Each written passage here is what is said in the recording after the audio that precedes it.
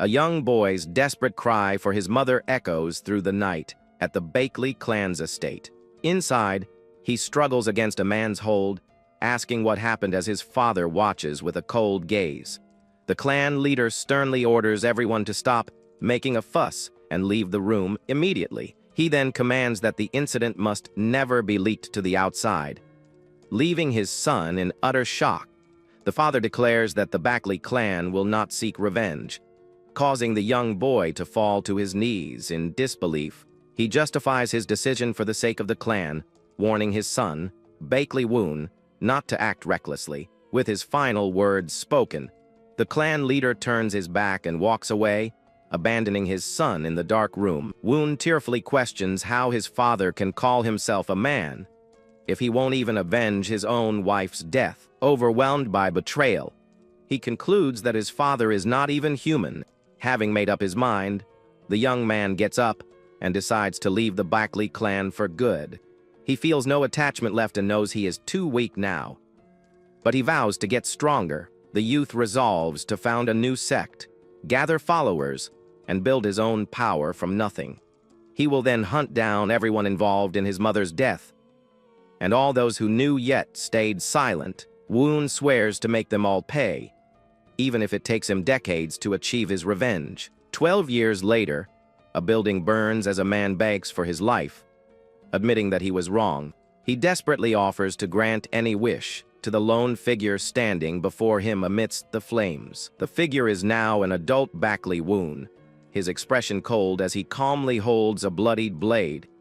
Surrounded by fallen bodies, he agrees that there is something he wants from the desperate man. The man's face lights up with a flicker of hope, eagerly asking what his desire is. A cold smile spreads across Woon's face as he calmly tells him that the only thing he wants is his life. The man's face twists in anger, insisting that Woon's demand is not a funny joke.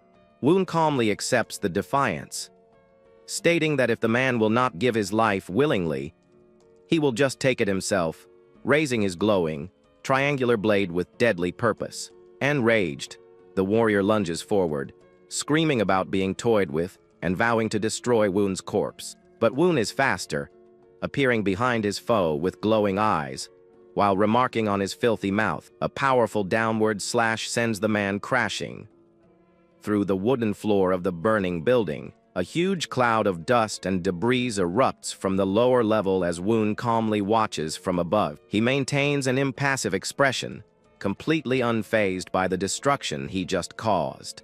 The opponent bursts from the wreckage, leaping back up, and vowing to send Woon's head to the Murim Alliance.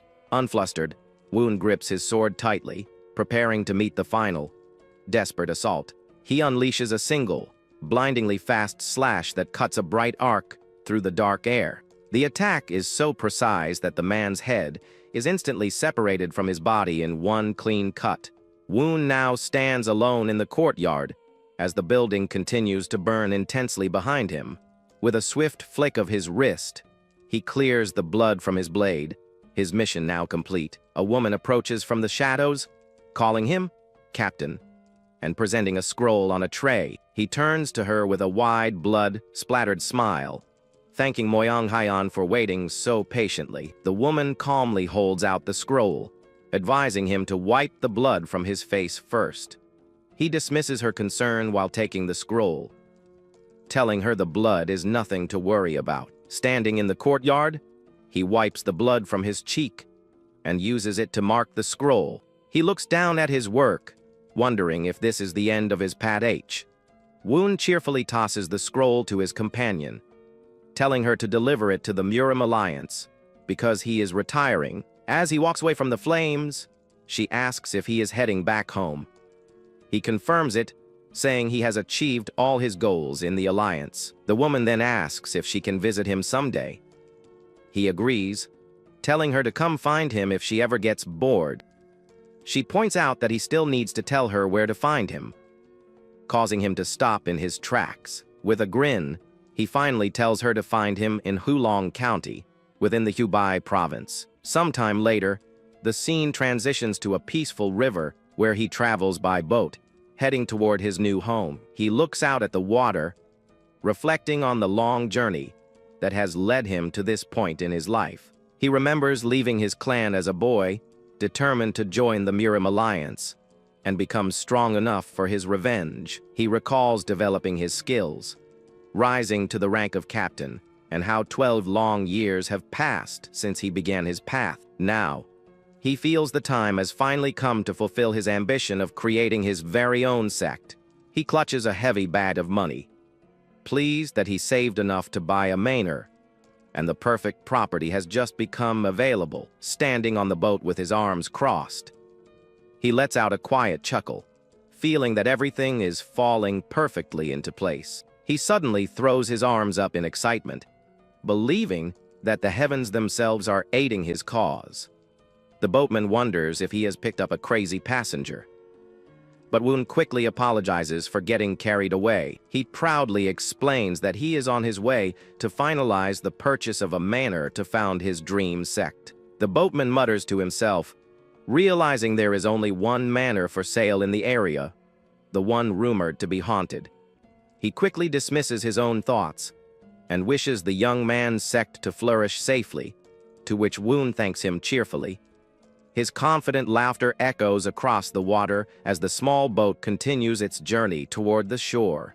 But his excitement suddenly vanishes the moment he lays his eyes upon his destination. A real estate agent points to a large mansion, but Woon can only stare in utter disbelief. Woon furiously grabs the agent, accusing him of a scam. The man nervously insists it was a rare find and begs him to look around first. Inside, Woon notes the filthy, unmaintained state of the manor.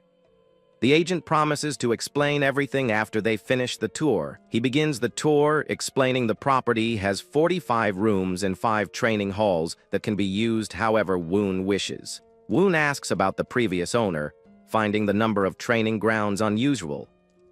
The agent claims not to know, saying it is an ancient property. He adds that with a few repairs, it will be a perfect location for a new sect.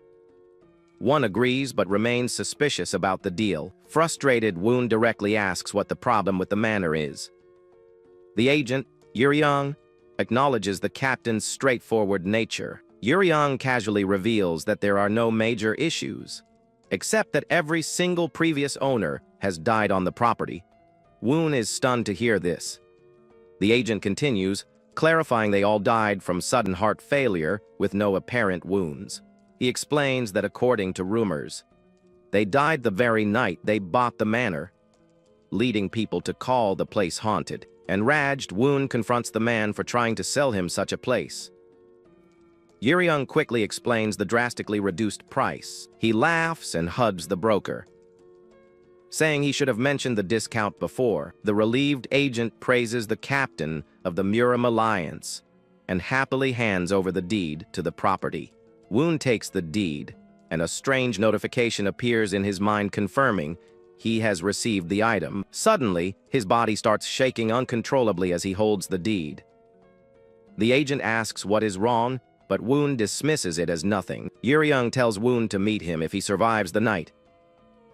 The new owner agrees to the condition. The agent walks away with a smile, leaving Woon alone in the doorway of his newly acquired and potentially lethal manor. After a long sigh, Woon turns back to the empty building, holding the deed to his future sect. He shouts in pure joy, ecstatic to finally have his own manor and completely ignoring the potential danger. He declares that all that's left is to recruit disciples while excitedly placing a hand on a nearby wooden pillar. The pillar instantly crumbles into a cloud of dust, making him realize that first, he has a lot of cleaning to do. With a determined smile, Woon continues cleaning the dusty manor, ready to make it his own. After hours of work, he stands at the entrance, feeling accomplished and ready to finally finish the job. As he enters a large hall, he notices a single sword resting on a display stand in the center of the room. He wonders if the previous owner might have left it behind. Approaching the blade with curiosity, he picks it up, thinking it could fetch a decent price, and considers himself lucky for the find. The moment he touches it, he is suddenly transported to a strange, brightly lit, and futuristic-looking space. A blue window appears, identifying him as a martial artist with the objective of establishing a sect and giving him a high grade. Confused by this strange new occurrence, he quickly looks around, trying to understand his new surroundings. Suddenly, a fast-moving object slices past his face, forcing him to react instantly to the unseen threat.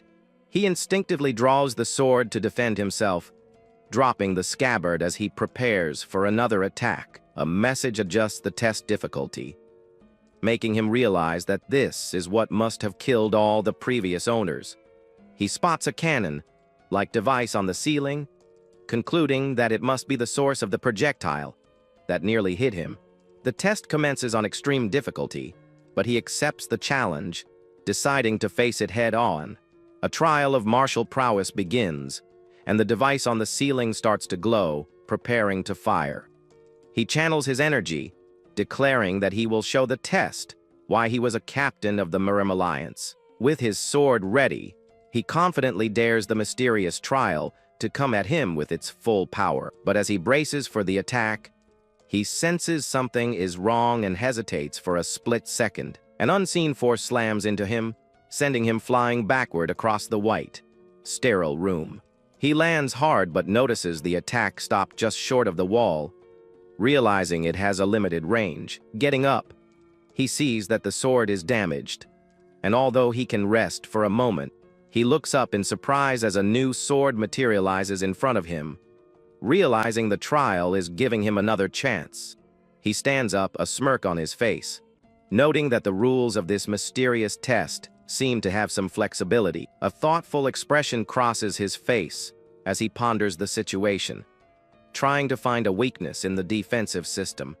He realizes the attack does not reach the back wall, which means its primary function is to guard something. He deduces that the system must be protecting an object or area at the opposite end of the trial space. With his new plan in mind, he immediately leaps toward the cluster of cannons on the other side of the room. He is shocked when dozens of hidden cannons emerge from the walls, all aiming directly at him as he flies through the air. The cannons all fire at once, unleashing a massive and deadly barrage of projectiles toward him. Twisting his body, he desperately deflects the incoming volley with his sword and even his bare hands. With intense concentration, he manages to parry another projectile just inches away from his face. He cries out in exertion as the relentless assault continues, pushing him to his physical and mental limits. He unleashes a powerful spinning technique, using his blade to create a defensive barrier against the multiple shots. A bright flash of light emanates from his final move as his eyes widen with pure, desperate focus. The trial abruptly ends, and he suddenly finds himself back in the dusty, silent hallway of the real manor. He immediately storms out to find the agent, who calmly greets him and asks if he made it through the night. Yuryung maintains a composed and innocent smile, acting as if he has no idea what Woon experienced.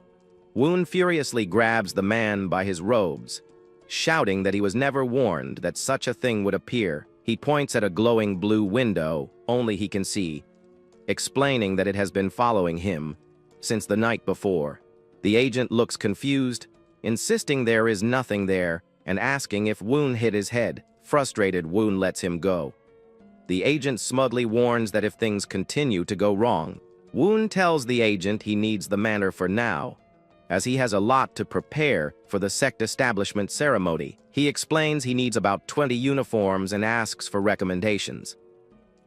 The agent suggests local shops but warns they will be difficult to deal with. Yuryung elaborates that the shops are in a contract with the Yellow Dragon Hall, a powerful group that has supplied textiles to the imperial family. The agent nervously sips his drink, commenting that gossip travels faster than the wind. With a dark aura, Woon asks if Yuryung spread the rumor.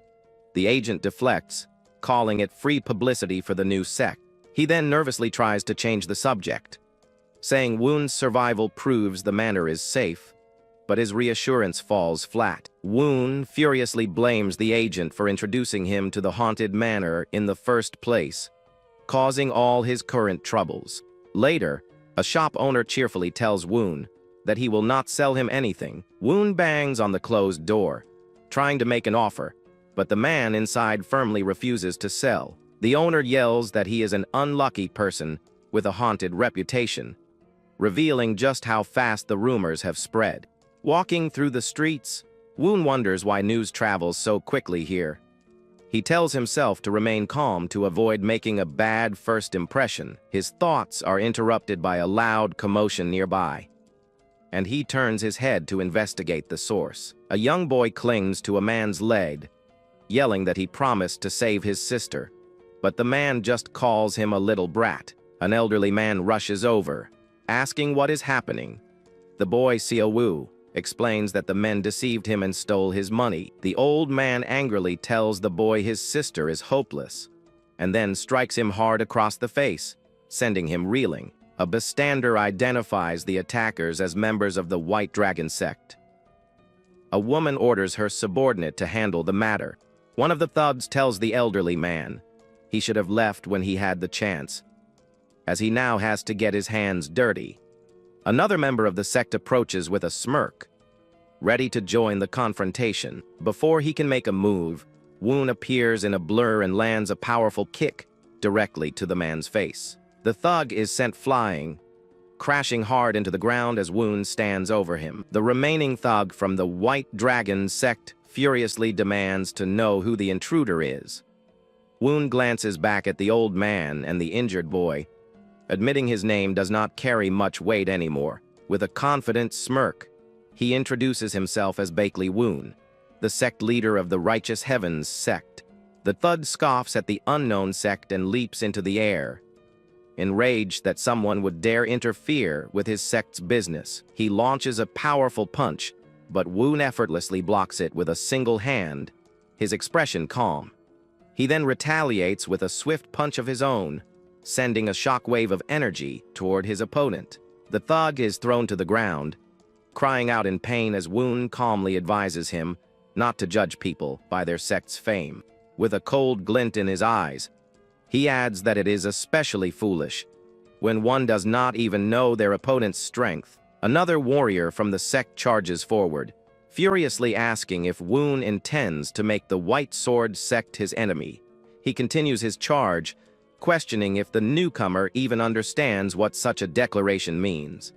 Woon simply states that he does not care and delivers a powerful, direct punch to the man's face. The warrior is sent flying backward, his weapon clattering to the ground, as the remaining members watch in shock. The woman from the sect finally speaks up, realizing that the man before her is the former captain of the Miram Alliance. Woon is already in a fall mood, because the rumors have made it impossible for him to get uniforms made. He tells the woman to stop talking behind his back and to come at him directly if she has a problem.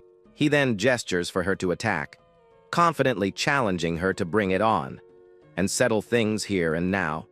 The woman declares his actions an official challenge against the White Sword sect and leaps into the air to attack. She smashes the ground with her weapon, sending a wave of earth and debris flying toward her target. Woon easily dodges the initial attack, watching as another member of her sect lunges at him from the side. He avoids the second attacker's sword strike, preparing to counterattack. Woon lands a solid palm strike on his opponent, seizing the opening in his defense. He follows up with a swift punch to another attacker's gut, neutralizing him with a single, powerful blow. A final, devastating strike sends the last thug flying, ending the confrontation in a matter of seconds. With all the attackers defeated, he calmly states that it was indeed a challenge. He warns the defeated woman that if she wants a real fight, she can come to the Righteous Heavens sect at any time. He then tells her that, if she does not want things to get uglier, she should leave quietly while she still can. As the woman and her remaining men retreat, she vows that he will regret his actions. Woon turns to the boy and the old man, asking if they are all right. Seo excitedly replies that he is. The boy remembers Woon was looking for someone to make uniforms and eagerly offers his sister's sewing skills. Seo then drops to his knees and begs the warrior to save his sister from her mysterious illness. Woon is taken aback, trying to explain that this is a job for a physician. But a blue window suddenly appears before him. The system announces a new trade opportunity, identifying the boy as a potential third-grade target.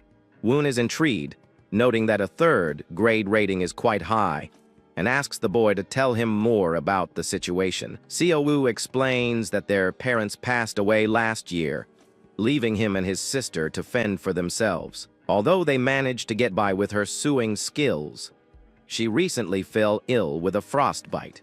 The elderly man introduces himself, explaining he runs a fabric shop and used to hire the sister for work. The boy then leads them toward his home, eager to introduce them to his ailing sibling. As they approach a rundown shack, Woon silently hopes the place does not collapse on them. The boy bursts inside, announcing he has brought the warrior who catches ghosts, much to Woon's awkward embarrassment. Woon finds a young woman sitting near a campfire, but she asks who he is. He realizes the girl's condition is far worse than he expected, as even the fire does not burn her skin. The system informs him that the fire is heat, and the cold in her limbs are clashing violently, making him wonder if it is a side effect of yin cultivation. He introduces himself to the girl, Seo-woo, and explains that her brother begged him to save her. She confirms that keeping her hands and feet near the fire does not hurt her, and she needs to do it to avoid frostbite. The old fabric shop owner enters, asking what is going on. Seo-woo apologizes for not contacting him, explaining her condition worsened. One asks to check her pulse to confirm his suspicions about her illness. She agrees but asks him to be quick. He takes her hand, and a bright, glowing energy flows from his palm into hers. A wave of blue energy surrounds them. As he focuses on analyzing the state of her body, he feels the intense, chaotic energy flowing within her, confirming the dangerous imbalance in her system. The system warns him that she is absorbing too much yin energy, which will be dangerous if it continues. He already knows. The analysis confirms that excessive yin energy has invaded her body, but he senses something more complex about it. He tells her he understands her condition now, which surprises her. He explains that she has what is known as an extreme yin body, a rare and powerful constitution. This condition causes her body to naturally draw in yin energy from its surroundings and store it internally. He mentions that he has heard of the legendary Sword Empress, who had the same type of body. The girl thinks it sounds amazing, not yet realizing the full implications of her condition. Although she has a blessed constitution, her body has absorbed too much yin energy, depleting her yang energy. He delivers the grim news that if her condition continues, she will likely die within 3 months. She asks if it's true that there is no cure. Her brother, however, Seo-woo, denies it. The old man asks if medicine could help, but Woon explains that it would only delay things. Woon realizes the key to her treatment is yang energy, but the system keeps interrupting his thoughts. A window appears, showing an item called Essence Water, which can be obtained by completing a quest. It explains that the water increases the health and energy recovery rate of sect members. A new quest then appears: recruit the first disciple, with a reward of 50 essence water. A brilliant idea strikes him as he realizes he can solve both problems at once by recruiting her. He confidently tells the siblings that he may have found a way to help, though he is not entirely sure it will work. He reaches out his hand to Seo-woo and asks her to become his disciple. The girl and her brother are both stunned by the sudden and unexpected offer. Woon looks at her with a sincere expression, asking her to trust him just this once. Seo-woo hesitates, explaining that she has never learned martial arts before and is unsure about his proposal. She recalls how the world of martial artists is full of selfish people who only care about themselves. She remembers how her own parents died after being caught in the conflicts of these so-called righteous heroes. She wonders if this man is the same, only pretending to help so he can abandon her later. She notices his outstretched hand is becoming frostbitten from proximity to her yin energy. Surprised, she points out that his hand is being affected by her condition. He smiles warmly and dismisses her concern, saying the frostbite is nothing if it means he can cure her. His genuine self-sacrifice makes her reconsider, wondering if this man is truly different from the others. She decides that if there is a chance she can be healed, she will trust him one last time. She places her hand in his and agrees to his offer, saying she will be counting on him.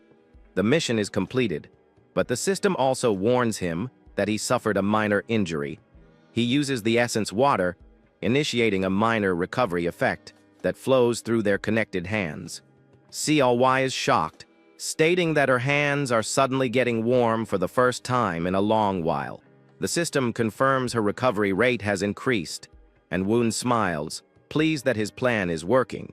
An additional recovery effect is applied, and her body is enveloped in a bright, healing light. Woon can feel the yang energy flowing back in her system, counteracting the excessive yin. The system confirms that her yang energy is being restored as a warm, golden light emanates from her hands.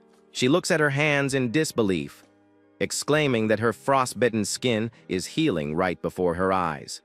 The old man asks if he used energy arts to heal her, and Woon vaguely confirms it was something like that. A booming laugh fills the small shack as the old man watches the scene with great amusement. He declares that it was quite a spectacle and says he likes the young man's style, understanding now why the Murim Alliance leader values him. Woon is surprised to hear that this old man knows the leader of the Murim Alliance. The man apologizes for not introducing himself properly and states his name is Qian Gamyong. He reveals himself to be the owner of the Yellow Dragon Hall, also known as the Yellow Dragon Hall Master. Meanwhile, the defeated members of the White Sword sect are brought before their leader, begging for forgiveness. The woman who challenged Woon pleads for one more chance, her face filled with terror. The sect leader, So Yeowang, learns of Bakley Woon and his new Righteous Heavens sect. With a sinister grin, he decides he should host a huge welcoming party for the newcomer. Woon remains silent, processing the sudden revelation about the old man's true identity. He asks for confirmation, still surprised to be in the presence of the legendary Yellow Dragon Hall Master. The Master laughs, admitting that he knew Woon was no ordinary person from the moment he saw him. Woon apologizes for not recognizing him sooner, but the Yellow Dragon Hall Master laughs it off, saying it is all right. The Master then gets straight to the point, asking what Woon thinks about joining the Yellow Dragon Hall. He promises to support whatever he wants to do, a tempting offer for any aspiring sect leader. The system detects the beginnings of a new business partnership, ranking the Yellow Dragon Hall as a first-grade opponent. The hall is not just a merchant guild, it also has countless martial masters, making even renowned sects wary of them. The master's words hold immense power, capable of influencing both the orthodox and unorthodox sides of the Murim world. Woon acknowledges that it is a very good opportunity, but he realizes it is not the future he wants for himself. He politely turns down the offer, explaining that he cannot accept it at this time. With a smile, he tells the master that he has just taken in his very first disciple and intends to build his own sect. The master is visibly displeased, crossing his arms and questioning how Woon dares to decline his generous offer. Woon counters with a proposal of his own, asking for a chance to do business with him instead. The master's anger grows, accusing Woon of paying back his friendliness with arrogance. One boldly promises to create a sect that rivals the most powerful factions in the Murim within 10 years. The master scoffs at the idea, calling it ridiculous, but Woon confidently affirms that he can do it. The old man erupts in laughter, telling Woon he is good at coming up with absurd statements. Woon clarifies that the fame he promised is not for the master himself, which only confuses the man further. He then asks to be introduced to his new disciple, explaining that he wants to negotiate for the Yellow Dragon Hall's future. After a moment of thought, the master agrees to the strange request. He says he will send his own disciple to Woon's sect, and the deal will depend on that disciple's judgment.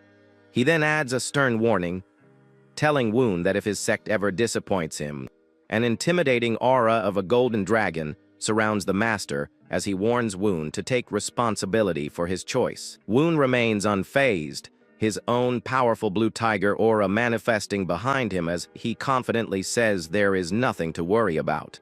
The master finally agrees to the deal, his intense demeanor softening as they finalize their agreement. He stands up and loudly orders his men to bring in the silk, surprising Woon and the two siblings with his sudden generosity. Outside, a group of men awaits, having brought a large cart filled with high-quality fabrics for the new sect. The master explains that the silk is a contract fee and a gift, insisting that they accept it. Woon is impressed by the skill of the master's men, realizing he had not sensed their presence despite how close they were. The master internally notes Woon's arrogance, finding it similar to his own when he was younger. As his carriage departs, he calls out to his driver, giving him new instructions. He decides to visit an old friend, since he is already out, and tells the driver to take him to the Evil Path Alliance. With a sly smile, he announces his intention to have a drink with the leader of the Evil Path Alliance. Back at the manor, So-Wa shows Woon the first uniform she has created from the gifted silk. He tries it on and is immediately delighted, exclaiming that he loves it and that it has increased his dignity and charm. So-Wa is glad he likes it, admitting it is her first time working with such high-quality material. The system notifies him that the clothing has been expertly crafted and asks him to pick a reward. He is presented with several great options: advanced texts, miracle medicine, or an exclusive trait unlock. Though the first two options are tempting, he has another idea in mind and makes his choice. He chooses the exclusive trait unlock, which grants him the ability to awaken the hidden traits of his disciples. A new window appears, showing So-Wa's current attributes and traits. A warning informs him that he cannot unlock any new traits. The system explains that the disciple needs to increase their grade first, which Woon finds completely unfair. He decides he will just have to make her stronger, so he can unlock her hidden potential later. With a new goal in mind, he cheerfully announces that it is time to start her training, much to her and her brother's confusion. The girl is nervous about learning martial arts, wondering if she will be able to do it well. She recalls his earlier promise, but her self-doubt makes her worry about what will happen if she fails. His reassuring words echo in her mind, reminding her of his promise to fix her condition and help her. She decides to trust him and worry about the details later, eagerly asking what she will be learning first. He instructs her to begin with the most basic foundation of all martial arts, the horseback riding pose. She is immediately disappointed, having expected to learn something more exciting and advanced. Woon explains that she is not physically fit enough for more complex techniques and must first build her stamina.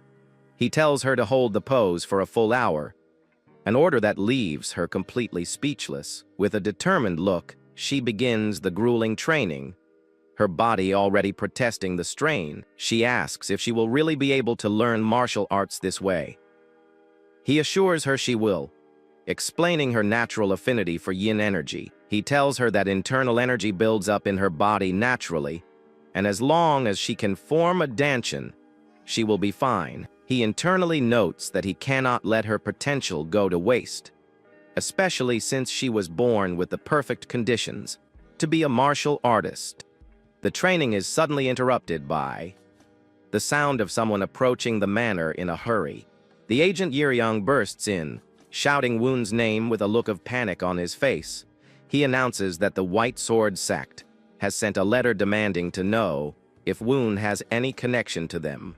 Woon is annoyed to be dealing with the thugs from yesterday again, but he takes the letter from the frantic agent. He calmly prepares to read the message, wondering what the rival sect could possibly want from him now. Woon reads the letter and discovers that the White Sword sect is holding a competition, and they have been invited to participate. Yeryong explains that the rival sect dominates the region, and its leader is notorious for intimidating weaker sects at these events.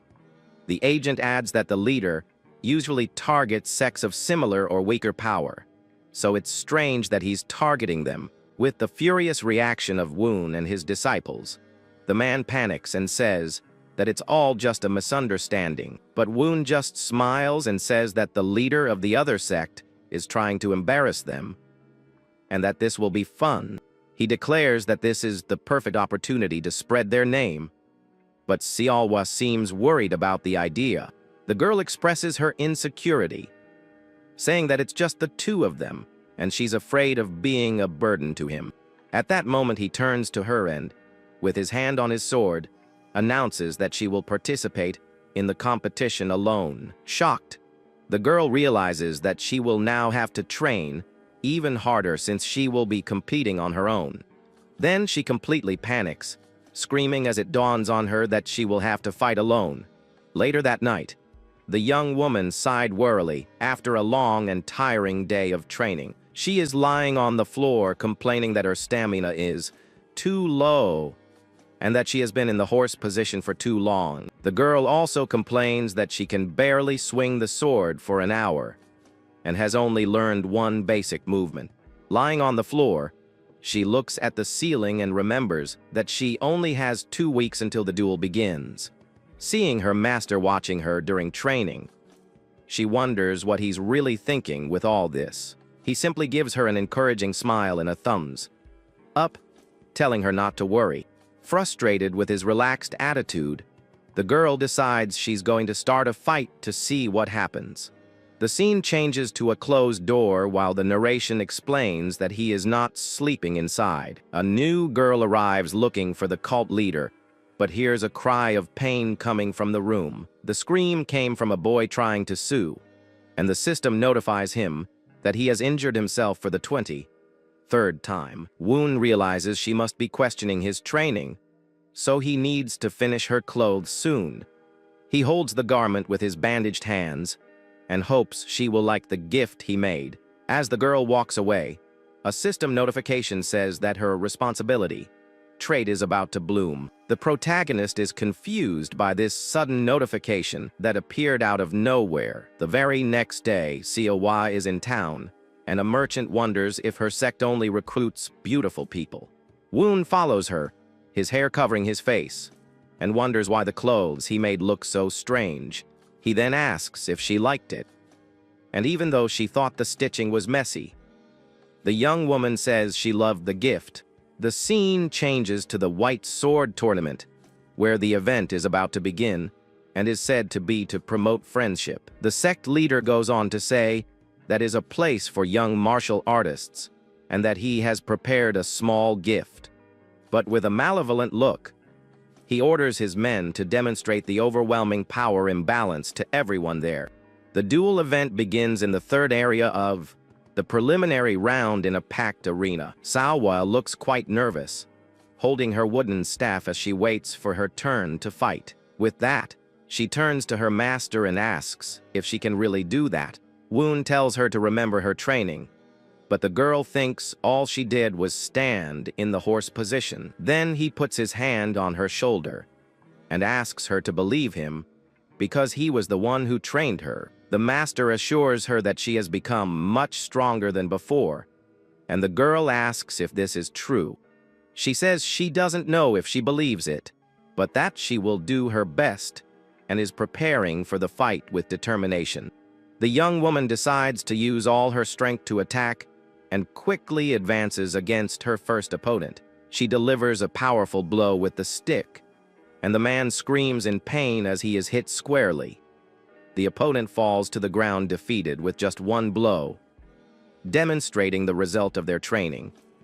The match referee is completely shocked by the unexpected outcome of the fight. Even then, the crowd can't believe that the fight was decided in an instant. Woon then says from the audience that this is why he told her to believe in herself. The judge raises the flag and declares Seolwa of the Righteous Heavens sect as the grand winner of the match. The protagonist believes that in the last 2 weeks, he has taught her the mindset a martial artist should have. He reflects that delivering a fool on strike is not an easy task, especially for new martial artists of that age. The boy continues to think that many fear hurting their opponent, but Sowa managed to use his full power, unlike them. The young woman celebrates happily and shouts to her master that she has won the fight.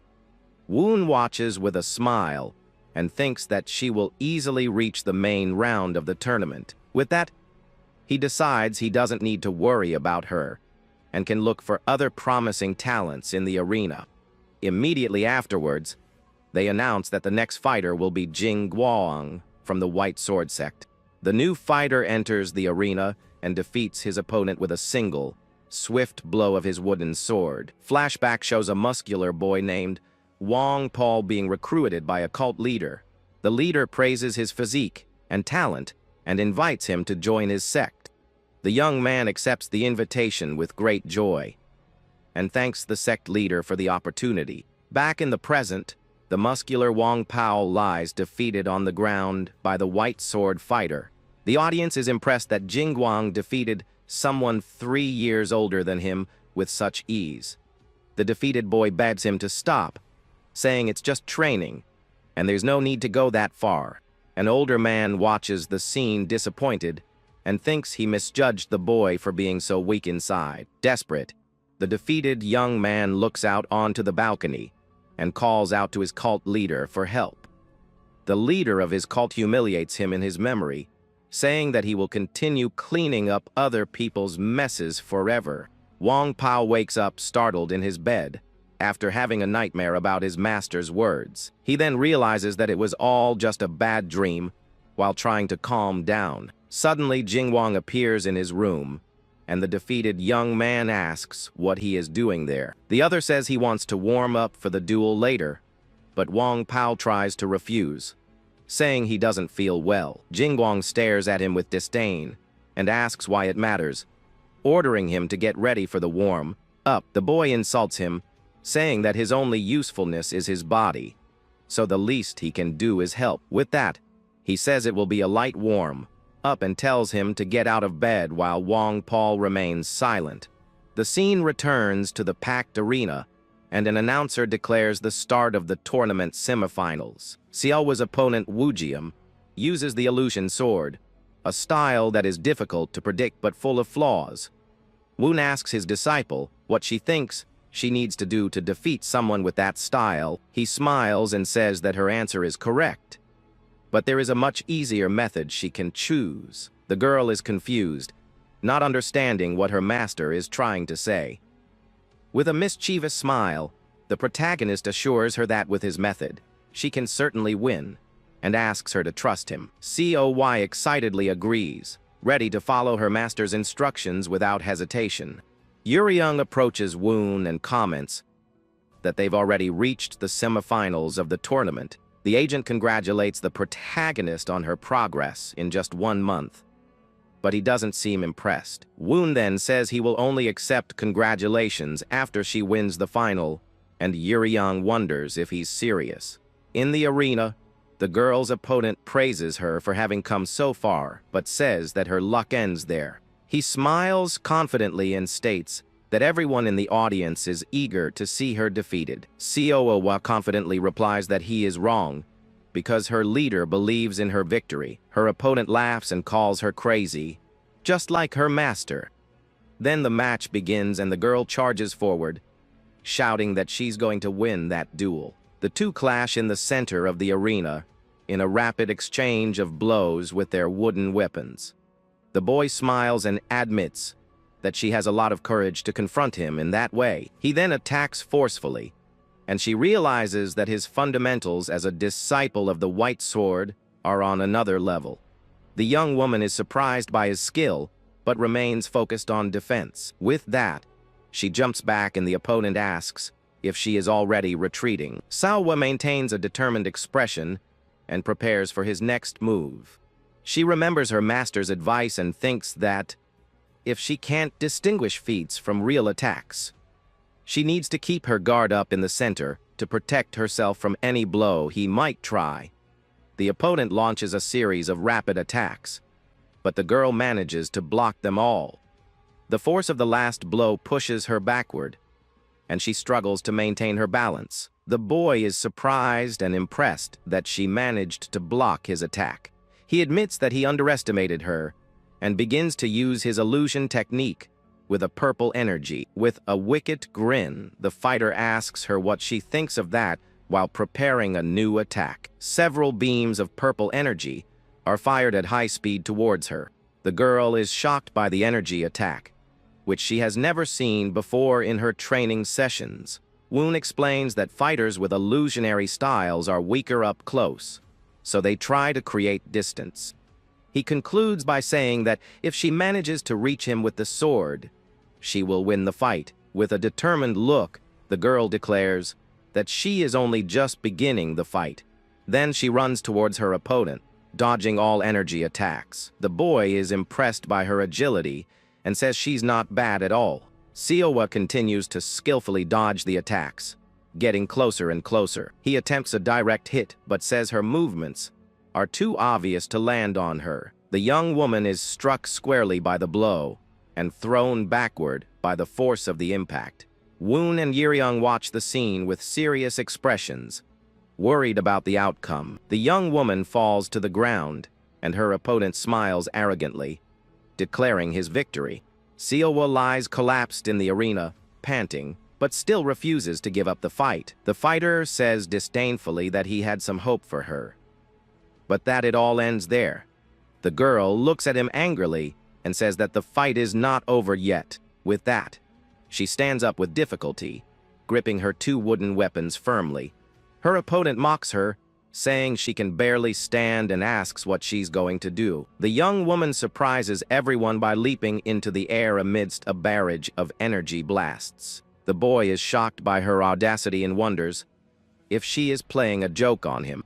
With a war cry, the fighter declares that it will all end with that final blow. She delivers a powerful final blow, striking her opponent squarely in the face. Woon smiles, satisfied with the result, and says that she finally managed to win the fight. But a man in the audience stands up and accuses the girl of cheating to win. He yells at her for pretending to have lost in order to ambush her opponent, and that this is against the rules. The angry man continues his accusation, saying it's stubbornness on his part not to accept defeat to a girl. At this point, the leader of the rival sect appears and questions whether the White Sword sect has always been so rude. One of the disciples apologizes for his rudeness to the leader of the Righteous Heavens sect, but Woon accepts. The leader of the White Sword then declares that the fault lies with his disciple for presuming defeat and accepts the outcome. Seowa is declared the winner, and news spreads that she learned martial arts in less than a month. The girl celebrates her victory and waves to her master, who congratulates her on a job well done. Wong Pal observes the scene from afar with a sad and thoughtful expression on his face. Her master approaches and orders him to put poison in the girl's food to weaken her. He goes on to say that defeating her is not enough and orders Jin Guang to permanently cripple her. The young man refuses to obey the order, but his leader hits him with a violent slap across the face. The master calls him a fool and says that if he has no talent, at least he should follow orders. He then attacks him again and says that this is why the other disciples surpass him. Woon appears and comments that the leader of the White Sword disciplines his disciples very severely. With a confident smile, the protagonist introduces himself as the leader of the Righteous Heavens sect. The other leader accuses him of being disrespectful for interfering in the affairs of another sect. Woon says he doesn't know what's going on, but thinks he's being too harsh on his disciple. The rival master suggests that he mind his own business, but Woon says that he came to see him. With that, he requests that Wong Paul be handed over to his sect, leaving the other leader surprised. The young man is shocked and confused by the protagonist's sudden proposal. Woon explains that his sect's methods seem more suitable for the boy than those of the White Sword. The leader of the White Sword accuses his disciple of having approached the rival leader and therefore disobeyed his orders. With a mischievous smile, he then accepts Woon's offer, leaving Wong Pal in shock. but he says it would be a shame to get rid of a beloved disciple, and proposes a wager. He thinks COY is too much talent to be wasted in a small sect, and she feels a chill. The bet is that the winning sect of the tournament will be able to recruit a disciple from the losing sect. He says he's only making the offer out of pity, but Woon accepts the terms without hesitation. The leader of the White Sword is surprised by his confidence, but agrees to resolve things in this way. He laughs at the situation and says he's eager to see the outcome, because Woon will likely lose his only disciple. Woon grabs Wong Paul by the collar and asks if he knows why he chose him for his sect. He warns him that he didn't choose him solely based on his looks, and tells him to think carefully about his decision. Agent Yuriang approaches and asks if Seowa knows about the bet that was made. Woon ignores the question and says that the girl would be happy to have a mentor, and that all they need to do is win. He approaches his disciple and asks if she can win the game for them.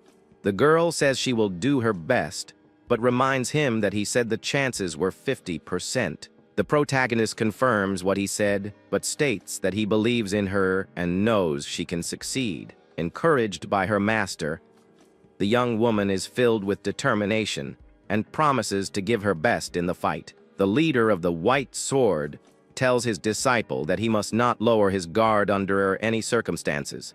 Jin Guang agrees, and his master reminds him that there can be no more humiliation and that he must win. Wong Pao advises Jin Guang to be careful in the fight, but he seems quite confident. He says he's not careless like the other one, and that his older brother seems to value things too much. With a determined look, Jin Guang declares that he will crush every last drop of their foolish hope. The judge orders the two competitors to advance to the center of the arena to begin the fight.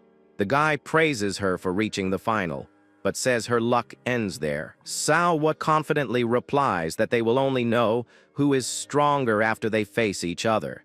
The match begins and the fighter thinks she will probably try to avoid a direct confrontation, but to his surprise, the girl lunges forward with a direct and swift attack. He manages to defend himself, but the force of the blow catches him by surprise and makes him retreat.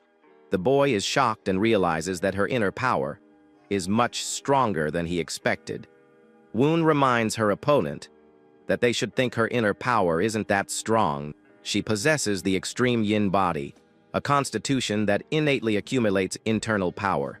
With this, he warns her that she will only have one chance to use this advantage to her benefit. The young woman leaps into the air and delivers a powerful downward blow with all her might. The opponent manages to block the attack, but the force of the impact causes him to retreat again. The girl takes advantage of the opening and punches him in the face, knocking him off balance. Jin Guang is surprised by her strength, but manages to stay on his feet. He admits that her inner strength is greater than he expected, but he still underestimates her. The boy says that even so, she is still just a newbie and moves to attack. He strikes her with a powerful energy blast that sends her flying with great force. The girl manages to defend herself at the last second, but realizes that he is very strong. She concentrates and declares that she will end the fight in 10 seconds with all her energy. With determination, Sealwa shouts that he can't lose like that and prepares for the counterattack. The system then announces that its responsibility trait has been activated at that moment. Your traits of diligence and adversity merge with irresponsibility, increasing your power. The girl manages to dodge his final blow at the last second, leaving her opponent by surprise. Under extreme pressure, her perception and judgment increase dramatically, and she screams from the effort. She manages to disarm her opponent and leaves him vulnerable to a direct attack. He is shocked by the turn of events and finds himself surrounded by a dark and menacing aura. Boy praises her for enduring so long, but challenges her to resist his final blow. The young woman is on high alert due to the pressure of his imminent attack. With his eyes glowing red, he declares that it's all over and launches his final attack. Woon cries out his disciple's name in despair upon seeing her critical situation. but he remembers his own words of encouragement and shouts that he believes in her. A massive explosion of dust and energy occurs in the center of the arena after the attack. The final attack is so powerful that the force of the impact throws the boy's body far away. The protagonist and the agent are shocked and confused by the unexpected outcome of the fight. The leader of the White Sword and his disciple are also surprised to see her cold key technique. A bright blue aura surrounds Siowa's hand. As she prepares her special technique, she uses the third form of the basic blue technique, concentrating all her energy on a single point. With a confident smile, the girl asks if he isn't feeling a little cold with his technique. Woon watches in shock as her body begins to fall through the air after the extreme exertion. Woon runs to get his disciple, but the judge stops him, saying he cannot enter the arena. He yells at the referee, saying the fight is over, and points to his fallen opponent. Jin Guang is lying unconscious on the ground, and the referee is surprised by the outcome of the match. The judge then declares Siowa of the Righteous Heavens sect as the grand victor of the fight. The girl sits down exhausted but smiles at her master, proud of her victory. The leader of the White Sword becomes furious and says that they made a mockery of his sect. Woon approaches his disciple and asks if she can stand up to celebrate. She says with a smile that she kept the promise she made to him, leaving him surprised. The protagonist smiles proudly and thinks about how she has grown as a fighter. He helps her to her feet and Yuriang congratulates her on her victory, saying she fought well. The judge announces the tournament winner, and the protagonist raises her arm in celebration. With a radiant smile, the girl celebrates her victory as champion of the tournament. Woon then addresses the crowd and says that he would like to say a few words. He announces that the official opening ceremony of his sect will be held in 1 month. The audience is surprised to learn that their sect hasn't even been officially opened yet. The leader of the White Sword becomes furious and accuses Woon of using his sect for the opening ceremony. He continues to shout, saying that the protagonist hid the cold Kai technique from her and tricked him. The rival master advances to attack but is stopped by his own disciple, Wang Paul. He yells at the boy, asking what he is doing, and the young man says that he should maintain his dignity. The furious leader accuses him of already defending the other sect and attacks him with his energy. The leader of the White Sword shouts that traitors must be eliminated on the spot and attacks his disciple. But Woon appears in the blink of an eye and blocks the attack with ease. The rival master is shocked by the intervention and asks what it means. The protagonist calmly informs him that Wang Pao is now a disciple of his sect. He then challenges him, saying that if he's not happy with the result, he can confront him personally. Woon breaks the rival leader's fingers with a strong grip, causing him to scream in pain. The man rises in pain, but the protagonist stares at him with a cold, determined look. He releases his rival master and orders him to do whatever he wants, showing that he is not afraid of him. The leader of the White Sword storms off in a rage, yelling at his former disciple to get out of his sight. With a hateful look, he swears he will never forget the humiliation he suffered. Woon asks Wang Pao if he still has any attachment to his former sect, but the boy denies it.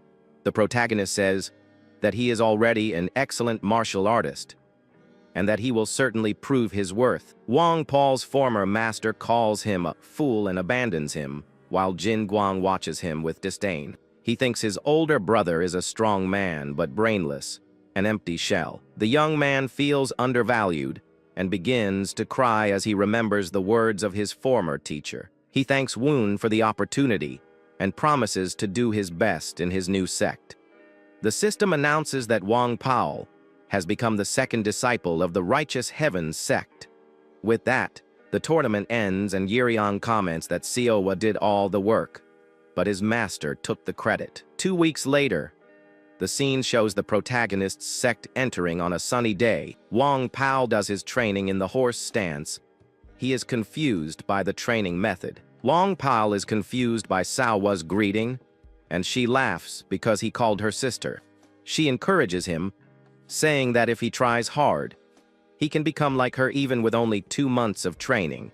The boy says he's still confident in his body, and the girl tells him to fetch water by himself. The system highlights his strengths, such as his physical build and talent for learning techniques. Their weaknesses are low sensitivity to ki and slowness in accumulating internal energy.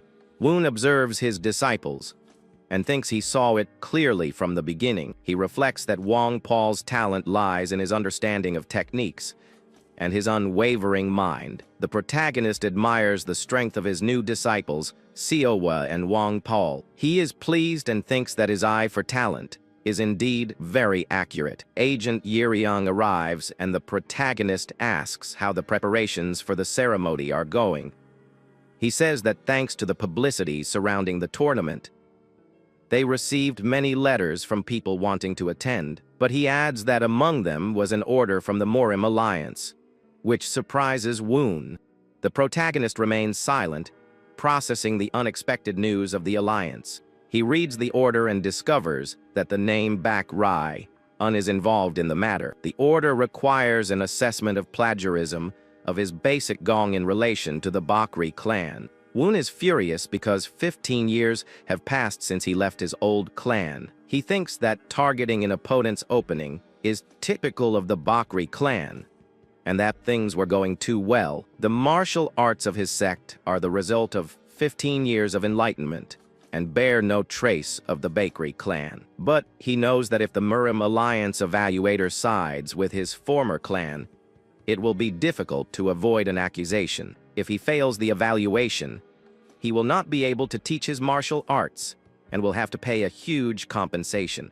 Woon is worried because even if he is re-evaluated later, the standards will be even more stringent. Agent Yeryong says goodbye and leaves, leaving the protagonist to his thoughts. He realizes that his former clan is obviously aiming to cause trouble at his opening ceremony. The problem is where to get the basic gong.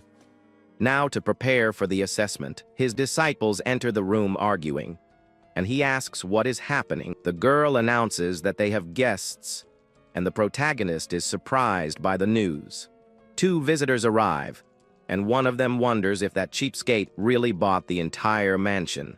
Woon sees them in the courtyard and recognizes one of them as leader Changqian. The visitors introduce themselves as Cheongha and Namgong Wu from the Changqian brigade. The girl is confused when she sees her master's reaction, who seems to be thinking about something. With a mischievous smile, the protagonist realizes that he can turn the tables in his favor with this visit. The scene shifts to the Bakri clan, where the Morim Alliance will likely side with them. Agent Yeryong wonders whether he should retreat, but his servant says there is nothing to worry about. He explains that the judgment of the Bakri clan is on a different level and cannot be underestimated. Yeryong asks his servant to deliver a letter that he is about to write. He decides that if he fears the influence of the Morim Alliance and the Bakri clan, he needs to expand the chessboard. With a wicked grin, he plans to drag the heretical league into the conflict as well. In the Bakri clan, a man tells the master of the outer hall that he has been doing unnecessary things again. He questions the assessment of plagiarism for a sect that hasn't even been established yet. The master of the outer hall, Bakri Song, says that this was merely the clan leader's personal decision. Bakri Song talks about the clan leader's sons, saying that the eldest, San, has no interest in martial arts.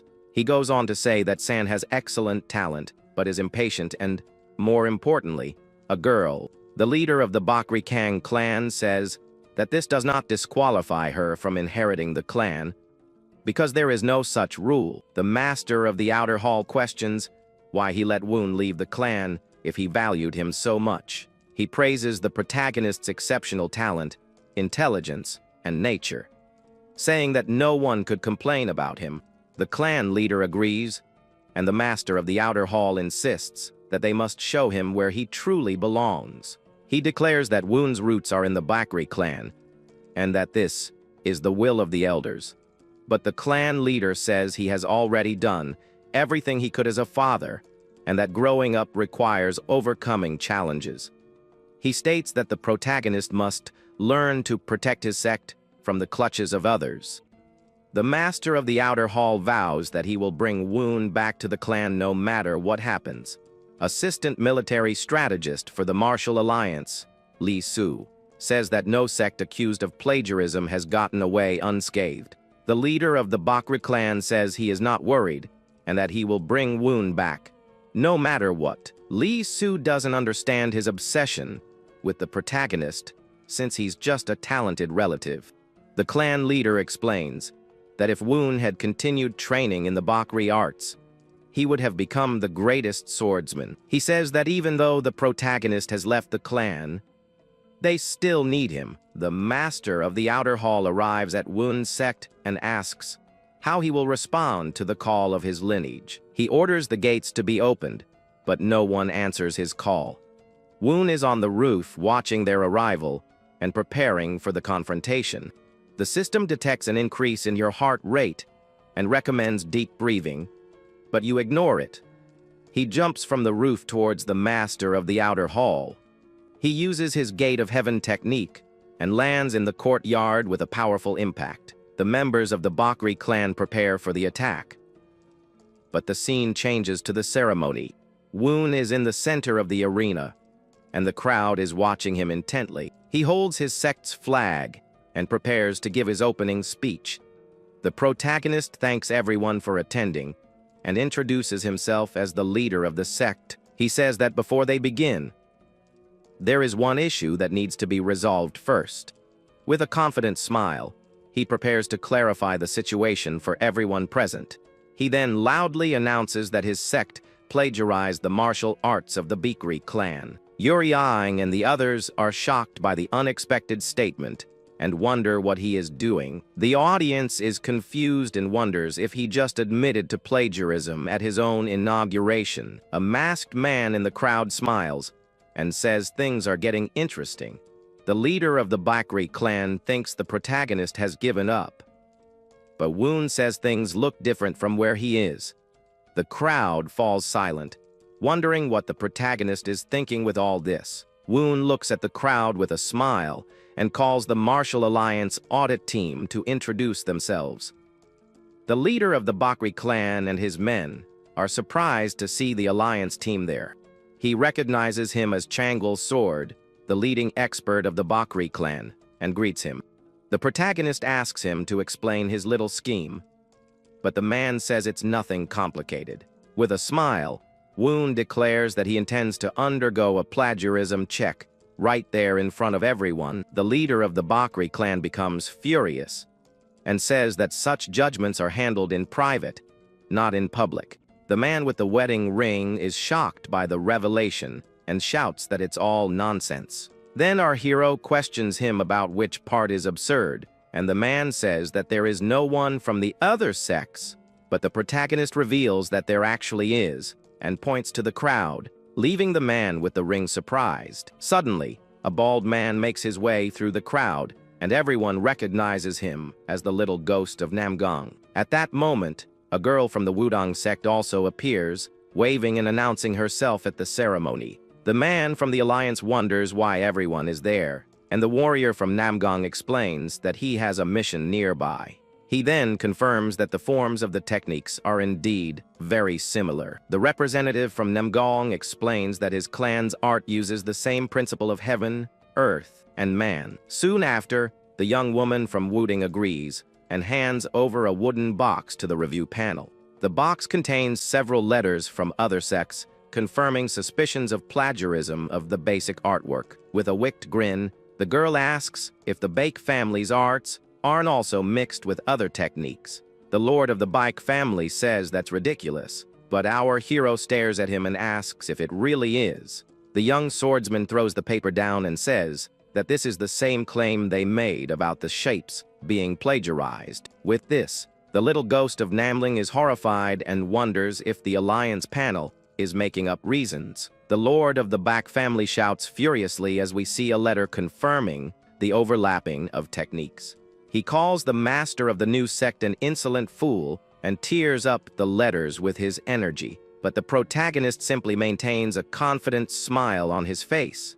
Lord Changwol of the Black family stares at him with hatred and shouts his name angrily. Then he asks how he managed to verify all that, and if he spread the technique through letters. The boy says he has already said what he wanted to, and now it is Lord Changwol's turn to answer everyone present. The protagonist thinks that if they admit to plagiarizing their technique, it will involve 23 sects, and wonders if his uncle would risk so much. With a furious look, Lord Changwol begins to unsheath his sword, ready to attack his nephew. Then, in a swift movement, the Lord advances and attacks the young man, who defends the blow with his own blade. The representatives of the other sects are shocked by the sudden attack and shout for the Lord. Our hero manages to forcefully push his uncle away and shouts for him not to come any closer. With a determined smile, the young master says that this is a personal matter that belongs only to him and no one else. The Lord shouts that no matter what they say, he is of the Bakri clan and its future pillar, and asks if he still clings to that. He continues his attack, saying that the boy is the one who clings and questions whether he still harbors resentment towards the clan. The older man asks if it's because they didn't avenge him, and says he understands if the young man finds them pathetic for not protecting his mother. Then he prepares a powerful coup and says that if his nephew's intention is to ruin the Bakri clan, he will have to act. But the protagonist is not intimidated, and his eyes gleam with a blue energy as he prepares for the counterattack. Then he unleashes a powerful energy blast that completely overwhelms his uncle's attack. The Lord is thrown back by the force of the blow and seems shocked by the young swordsman's power. With his uncle kneeling on the ground, the cult leader says he has no intention of denying his own blood. He explains that it would be a lie to say he doesn't hold any resentment, but has moved on, and his uncle asks why he doesn't come back. The boy replies that as a cult leader, he needs to become stronger on his own, because he is not the same as before. Lord Changwol then asks how long he thinks he can withstand the pressure from the main family against his sect. With confidence, the young swordsman states that he is always prepared to withstand anything, just as he did this time. The old man is shocked to realize his nephew's determination. At that moment, a cry of joy echoed through the crowd watching everything. We see a flashback of the younger protagonist, happily training with his uncle in the family courtyard. The young man celebrates excitedly, having finally managed to defend against one of his uncle's direct punches. The older man laughs and challenges him to another punch, but the boy seems frightened by the idea. Back in the present, the sect leader tells his uncle that his techniques and martial arts are not plagiarized. He then asks his relative, as a nephew of the Bakri clan, to wait a little while, as one day he will clarify everything. Lord Changwol then stands up and seems to reflect on the young swordsman's words. Then he turns to the others and introduces himself as Bakri Song, the younger brother of the clan chief. With this, he declares in front of everyone that the Chian sect did not plagiarize the martial arts of the Bakri family. In the crowd, a hooded man smiles and says that the old man certainly chose the right person. A woman next to him calls him a noisy old man, and the man complains that he came all the way from far away just to watch. The hooded figure thinks the entire training camp is like a divine weapon, which he finds absurd. He reveals himself as the young lord of the demonic path, and says that the protagonist is more interesting than he expected. Soon after, he says he'll leave first and disappears into the shadows, leaving the woman behind. The girl observes the place where he was and seems to think about that mysterious person who left. She then remembers her first business partner while watching the protagonist's group celebrating. The protagonist's disciple seems shocked by something she just noticed at the ceremony. 3 days have passed since the event, but no new member has appeared, leaving the disciples disappointed. Our hero tries to stay calm, but the system shows that his heart is beating a little faster. The young woman asks how they can recruit, and says they need reputation or years of contribution to the community. The master then points to the disciple, who is shocked, but he simply asks him to hand something over. The disciple approaches the master and asks what that paper he is writing on is. Then the protagonist replies that it's a way to gain new disciples. and the girl looks at the document attentively. Far away, a martial arts instructor named Yi Gun is informed that the students at the Murian Pavilion have rejected the training. The older man wonders why, and his subordinate explains that the graduation competition is coming up and they think it's unfair. He goes on to say that the division of academies is unequal, with Murian representing prestigious clans and Mujang representing small sects. An assistant named Ji Gai Pyong comments that the fights used to be balanced, but this new group is quite different. Pyong explains that Mujang's disciples are very skilled and have won for 3 consecutive years, leaving Murian's morale in the dust. With that, Yi-gun questions whether that's why they refuse and asks about the pavilion master, who is suddenly on their side. The assistant comments that their master wants to save face after 3 years of defeats and asks what Yi-gun will do. At that moment, a carrier pigeon appears at the window and lands there, drawing the attention of the Alliance instructor. Then, he turns to his assistant Ji Gai Wei and orders the boy to gather all the disciples from the Murian Pavilion. With the letter in hand, Yi-gun declares that the training will proceed as planned, greatly surprising his subordinate. The scene then shifts to the mountains near Huayong County, where a young man appears to be having a nightmare. Suddenly, the boy wakes up startled and breathless, as if he were fleeing from something terrible in his sleep. He sits on the bed in a room with several other empty beds, still trying to catch his breath. This is Sam Wu Gang, a disciple of Murian who seems angry with himself for dishonoring his own name. Outside, he meets San Mun Cheek, who tells him to get stronger first because it's not his turn to act yet. Mun Kiuk greets him, and the boy says he couldn't sleep, so he asks if anything strange happened during the night. With that, Wu Gang apologizes and says that everything about the training is his fault, leaving the other confused. He reveals that he was the one who encouraged everyone to refuse, and that is why they were punished. The boy says it doesn't matter and that they can pressure the sect leader if they can't handle the training.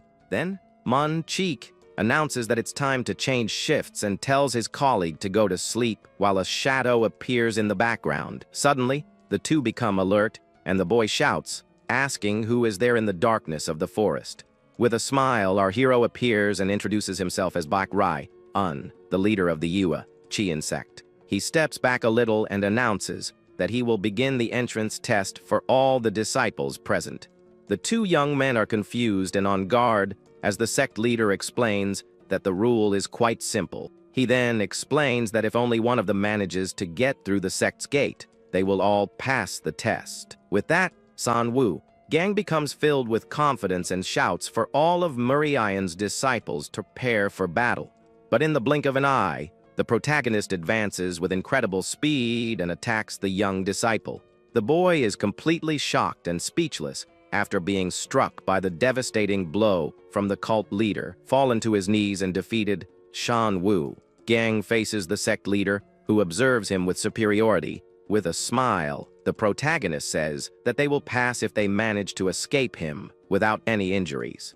Far away, near Mount Wudang, someone asks if they have heard the news from the Murian Hall.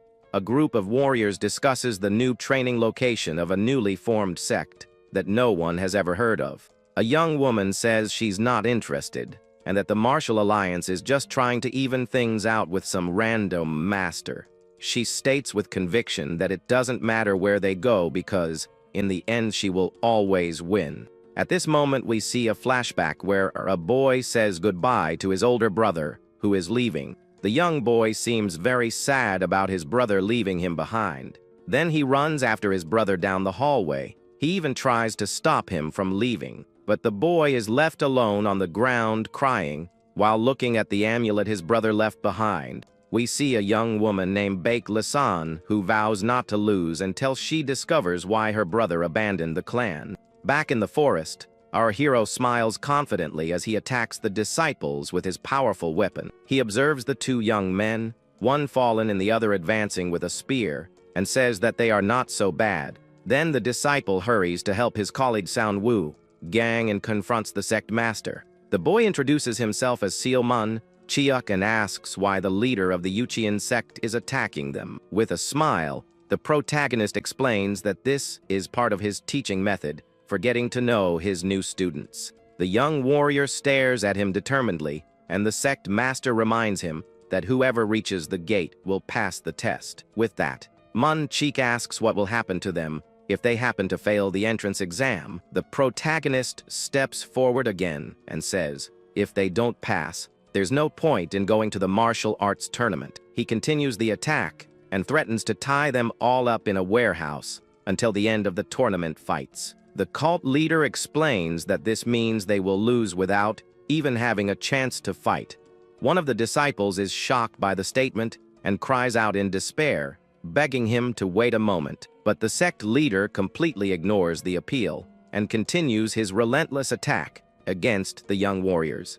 With a determined look, San Wu Gang reflects the protagonist's image in his blade and seems to have a plan. He gathers the other disciples and asks if defeating the master, there also guarantees passing the test. The protagonist smiles at the proposal and agrees, telling them to come at him with everything they've got. The disciples then leap to attack from various angles, and the sect leader praises their wise decision. However, he easily dodges the coordinated attack and throws them away with a single movement. With a victorious smile, the young master says that their plan could have worked against another opponent. One of the disciples observes the scene, somewhat shocked by his overwhelming power. We see the defeated disciples on the ground as the sect leader stares at them with a sigh of disappointment. He then asks where all their confidence went, since they freeze under a little pressure. With a swift movement, the sect leader attacks San Wu Gang, who desperately tries to defend himself from the blow.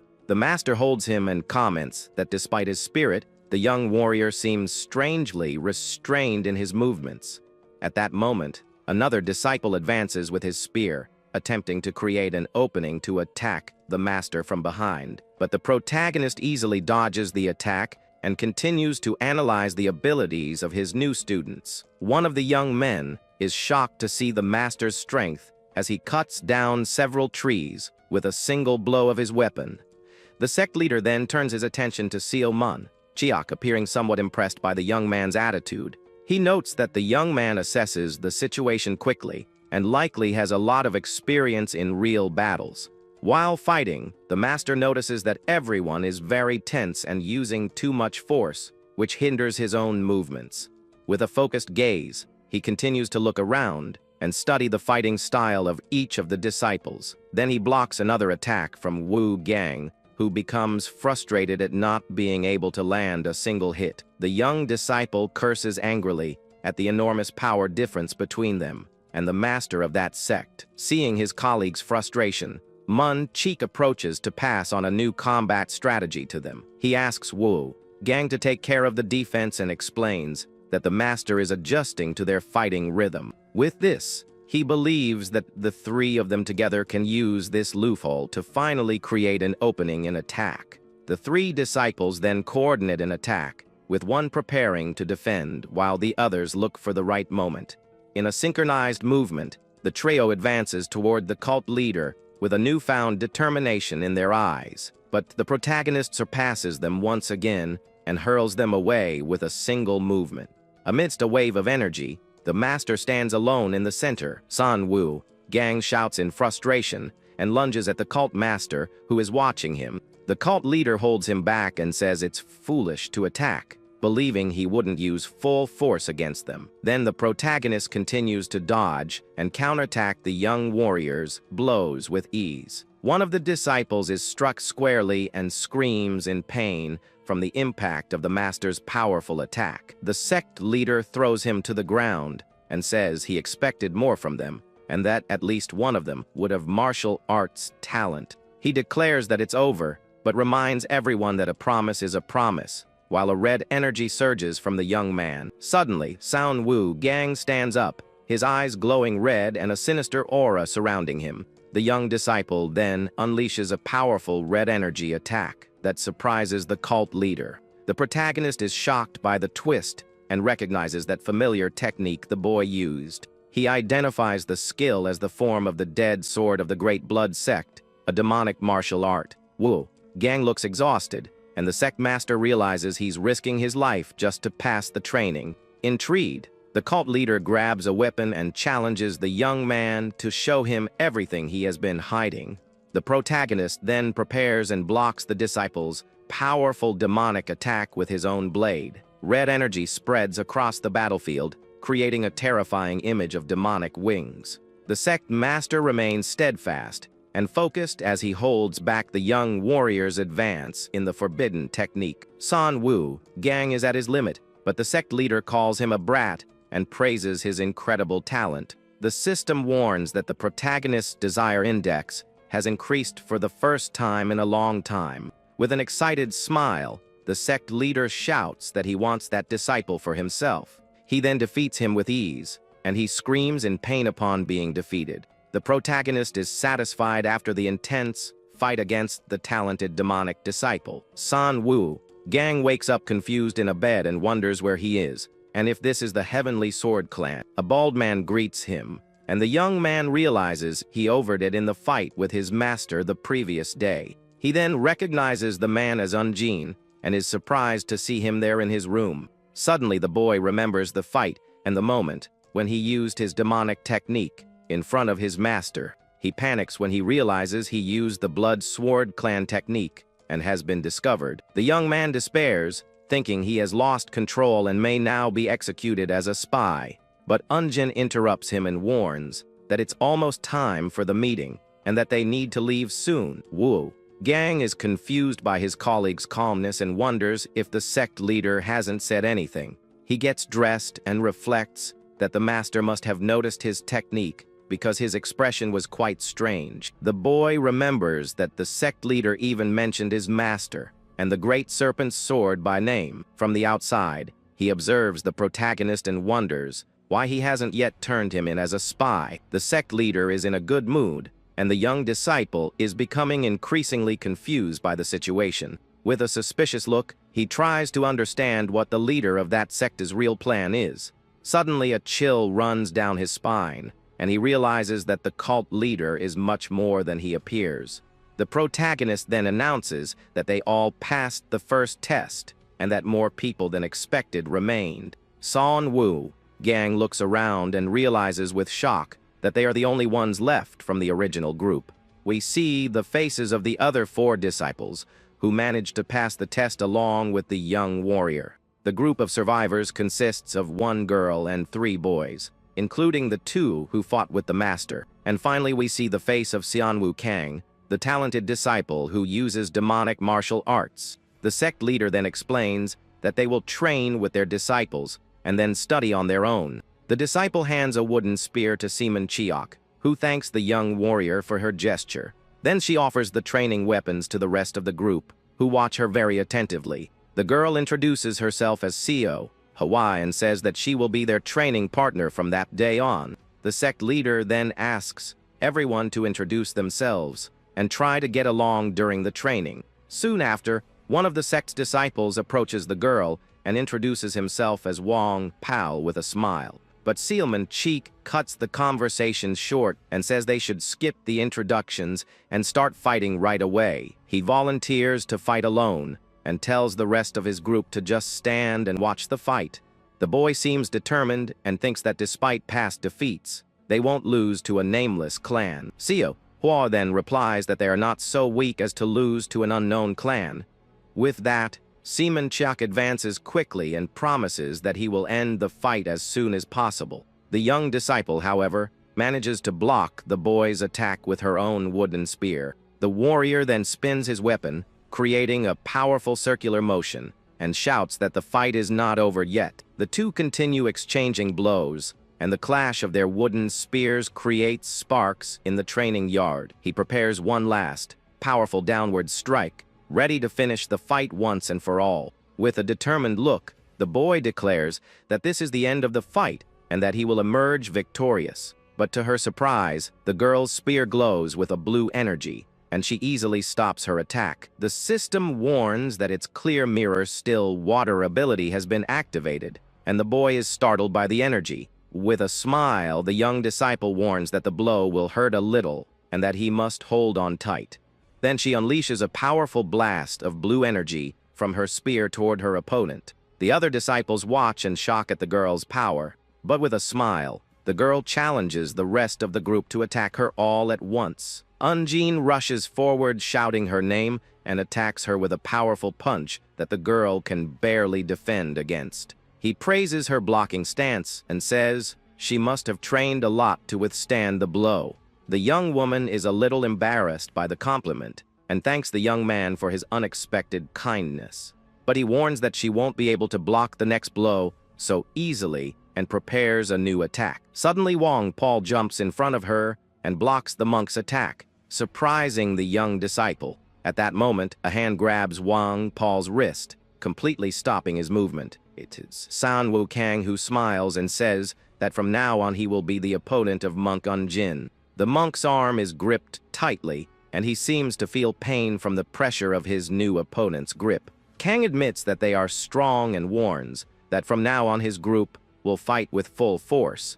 Then Murian's disciples advance together in a coordinated attack against the young Wang Pao. But to their surprise, the cult group manages to block all their attacks with great ease. Kang becomes frustrated, and his demonic energy emerges as he complains about losing to a nameless clan. From afar, the sect leader observes the entire fight with a serious and thoughtful expression on his face. Suddenly, young Seo Horn notices something and seems surprised by what is happening in the fight. Wang Pao then shouts and lunges forward with a powerful punch toward one of Murian's disciples. One of Murian's disciples, named Danriyan, is shocked to witness the boy's sudden attack. He uses his weapon to make a low attack and knock down the young warrior with a single blow. Then he continues his attack with a powerful swing of his weapon, ready to finish off his opponent. The blow lands squarely, after which the other disciple and Kang shout the name of their colleague, Kyohyuk. With almost the entire group defeated, the disciple informs the last opponent that she is the only one left. Seo Hwa says the fight already seems decided and asks the young warrior if she wishes to continue the combat. Murian's girl stares at her opponent with a shocked look and says that this is impossible. She looks at her defeated companions and remembers that they were a group of 5 warriors. From a distance, the protagonist observes the scene and comments that it seems things have finally calmed down a bit. Then he reveals with a smile that young Seo Ho has only been learning martial arts for a month. All of Murian's disciples are completely shocked by the sect master's revelation. San Wukang wonders what kind of training she did to have so much inner energy at such a young age. The sect leader then explains that from now on they will research coordinated fighting techniques for 2 or more people. He goes on to say that this is especially important for them, as they have lost for 3 consecutive years. The sect leader teaches them that to achieve this, they need to believe in themselves and their companions. All the disciples thank him for the teaching, and the master concludes the first day of training by telling everyone to rest. But before leaving, the protagonist asks San Wukang to stay behind for a private conversation. The other disciples leave the training courtyard, commenting on each other's performance in the fight. The master and the young disciple are alone in the sect's courtyard under the blue sky and the bright sun. The system then activates soundproof mode so that their conversation cannot be heard by anyone. The cult leader praises the boy for his perception, and the demonic disciple is somewhat confused. With a smile, the protagonist says that they can continue the conversation they didn't finish before. Then he questions him about why the young master of the Blood Sword clan is serving as a cadet. More confident than I am, the master warns that if the guy doesn't give a good answer, something will happen. Then the protagonist threatens him, saying that he must prepare for the consequences of his actions. Floating with his energy, the master repeats the question about why a young master is there as a cadet.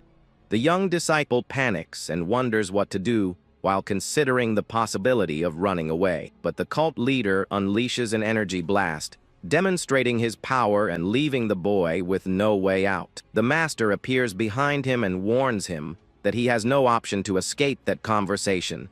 Then he demands an answer, and the demonic disciple shouts, asking why the master is there. The scene shifts to 5 years earlier, when a man questions the young man about breaking an opponent's arm. The master of the Blood Sword clan orders the boy to stand up while he remains kneeling on the ground. Angrily, the man shouts, asking why he didn't finish off the enemy or at least incapacitate him. He reminds him of his position and that a leader should be feared, and questions how long he will disappoint him. To prove his loyalty, the master then orders the young man to take the life of his own older sister. The man explains that his sister is at war and that he must infiltrate the alliance to carry out the order. He shouts that the boy's pathetic sentimentality could cost the lives of thousands of the clan's disciples. The master says that he will also order his sister to kill him and forbids him from fleeing or taking his own life. He declares that one day the boy must kill him and his sister to inherit the clan, and threatens him if he refuses the order. With no other choice and a sword at his neck, the young disciple finally agrees to obey the order. He then declares with a hatred in his eyes that he will join the alliance as a spy to carry out the terrible mission. But in his thoughts he plans only to buy time, to escape from his master's sight. Back in the present, the young disciple shouts that he needs to escape and charges forward with his demonic energy. But the protagonist hits him squarely with his blue energy, and the boy screams in pain from the impact. The sect leader comments that he has decided on a frontal attack, and that he lacks the skill to assess his opponent. With that, he challenges the young man to show more of his true abilities, and the boy asks what he plans. The sect leader reminds him that he is there to train, that the fight will be easier if he uses his full power. Then the protagonist challenges him to prove his worth, and the two exchange powerful blows in the sect's courtyard. The young disciple realizes that the master is on a completely different level than the one in the entrance exam. He understands that one wrong move could cost him his life, and prepares to fight with everything he has. Using his demonic energy, the boy unleashes a powerful sword attack against the cult leader. The two clash in a duel of blades and energies, and the young disciple seems to be at his breaking point. The protagonist praises the demonic technique, but says that the boy is not suited for the arts of the dark path. Surrounded by red energy, the young warrior asks what the master means by that. The cult leader explains that he is not suited for the sword of slaughter, which demands cutting everything down to win. He remembers the words of his former master, who shouted that this was the black man's way. Irritated, the boy asks what the master knows about this, and the sect leader points to the hesitation in his sword. The protagonist attacks him and says that he lacks the true intention to take his opponent's life. The young disciple shouts angrily, asking what he knows to speak to him like that about his life. The master then strikes him in the face and says that the boy's sword speaks for itself. The young warrior falls to the ground defeated, and the sect leader stares at him with a serious and questioning look. Then the protagonist asks what the true purpose is that he seeks with all that power. The young disciple shouts that in the end it all comes down to taking lives, and that the purpose doesn't matter. Then the sect leader questions him about why he is holding a sword in his hands. The boy hesitates for a moment, but quickly regains his composure, ready to answer the question. With his demonic energy flowing through him, he declares that the reason he fights is to protect something. In a final effort, the young warrior unleashes all his power and attacks the protagonist with full force. The clash of energies creates a huge explosion in the sect's courtyard, and the two are thrown far away. The demonic disciple stands, but appears exhausted and wounded after the final confrontation with his master. Fallen to his knees, he reveals that the reason he fights is for himself, because he needs to become stronger. He remembers his father, an honorable man who wasn't a great martial artist, but knew how to keep his word. His father was a warrior who fought alone, even when everyone else fled the battlefield. The boy remembers seeing his father defeated in combat, and this deeply affected him. He thinks his father's departure was unfair, and that if he acts recklessly, he will suffer the same fate. That is why he believes he needs to become stronger and endure everything no matter what happens to him. But he realizes that his obsession with power has led him to become the young master of the Blood Sword clan. Back in the present, the cult leader looks at him and asks if he regrets the past he lived through. With a tired look, the young disciple replies that he doesn't know whether or not he regrets his choices. He explains that he only wanted to protect his father's honor and prove that he was not a weak coward. The boy wanted to show everyone that his father was the bravest warrior of all, just like a good son. With tears in his eyes, he shouts that he is fighting to prove he is his father's heir and carries on his legacy. But now he admits that he feels lost and no longer knows which path he should follow in his life. The young disciple surrenders and asks the master to kill him, but begs him to spare his colleagues. The protagonist crouches down in front of him and says, with a serious look, that he understands the boy's situation. Then he says that the young man is fighting to protect, and the demonic disciple is confused by the statement. Suddenly, the master throws him forcefully against a slope, and the boy screams in pain from the impact. The young man writhes in pain on the floor, and the cult leader orders him to get up immediately. He says that the boy reminds him of a little boy lost and blinded by revenge, which confuses the disciple. The protagonist reveals that he also left the Bakri clan and joined the martial arts training hall in the past. He offers to help the young man improve his martial arts skills while the others hone their basics. The sect leader then reveals that he knows the boy is a direct disciple of a large family. He promises to dismantle the young man's entire foundation and martial arts skills in the next 15 days of training. The master warns him that the process may be painful and asks if he trusts and is able to follow his leadership. With a confident smile, the protagonist says not to worry, as this is his role as a teacher. Far away in the sanctuary of the Murim Covenant, someone comments on the talent of the boys from Muzhong, Guan. Another man confirms that they have high scores and that the masters are already keeping an eye on them. The oldest man, named Wai Jahak, reveals that the leader of the Sado Alliance proposed a wager in the tournament. He explains that if the training hall wins, the Alliance will have to grant him a small favor. Jihak continues, saying that it's an offer they can't refuse because they need time to regroup. With a determined look, the old master declares that he will raise the stakes because he cannot afford to lose.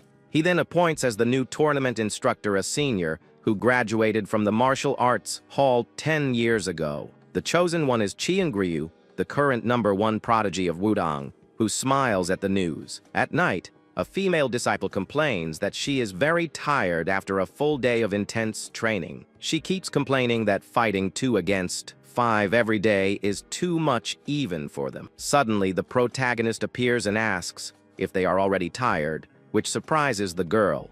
He then announces that when the training is over, they will attend the Murim Alliance tournament. The sect leader makes a proposal. If they win 8 out of 15 fights, he will give them a prize. The reward will be an exclusive weapon custom, made for each of them, which excites the disciples. Young Seo Hoa is overjoyed with the news and can't wait to get her own weapon. The other disciples also celebrate the chance to win a prize and promise to do their best. During training, one of Miriam's disciples is surprised by Seo Ha's skill and questions her. The others also comment that she seems more energetic, and she says that now they have extra motivation. One of the boys then asks if the master only treats well the people he likes in the clan. Young Wang Pao laughs at the question, while San Wu Kang watches from afar, tied up and punished by his master. The protagonist calls him a fool and questions whether the order to do nothing was so difficult to follow. The boy wonders what the master means by doing nothing, while the leader attaches a talisman to him.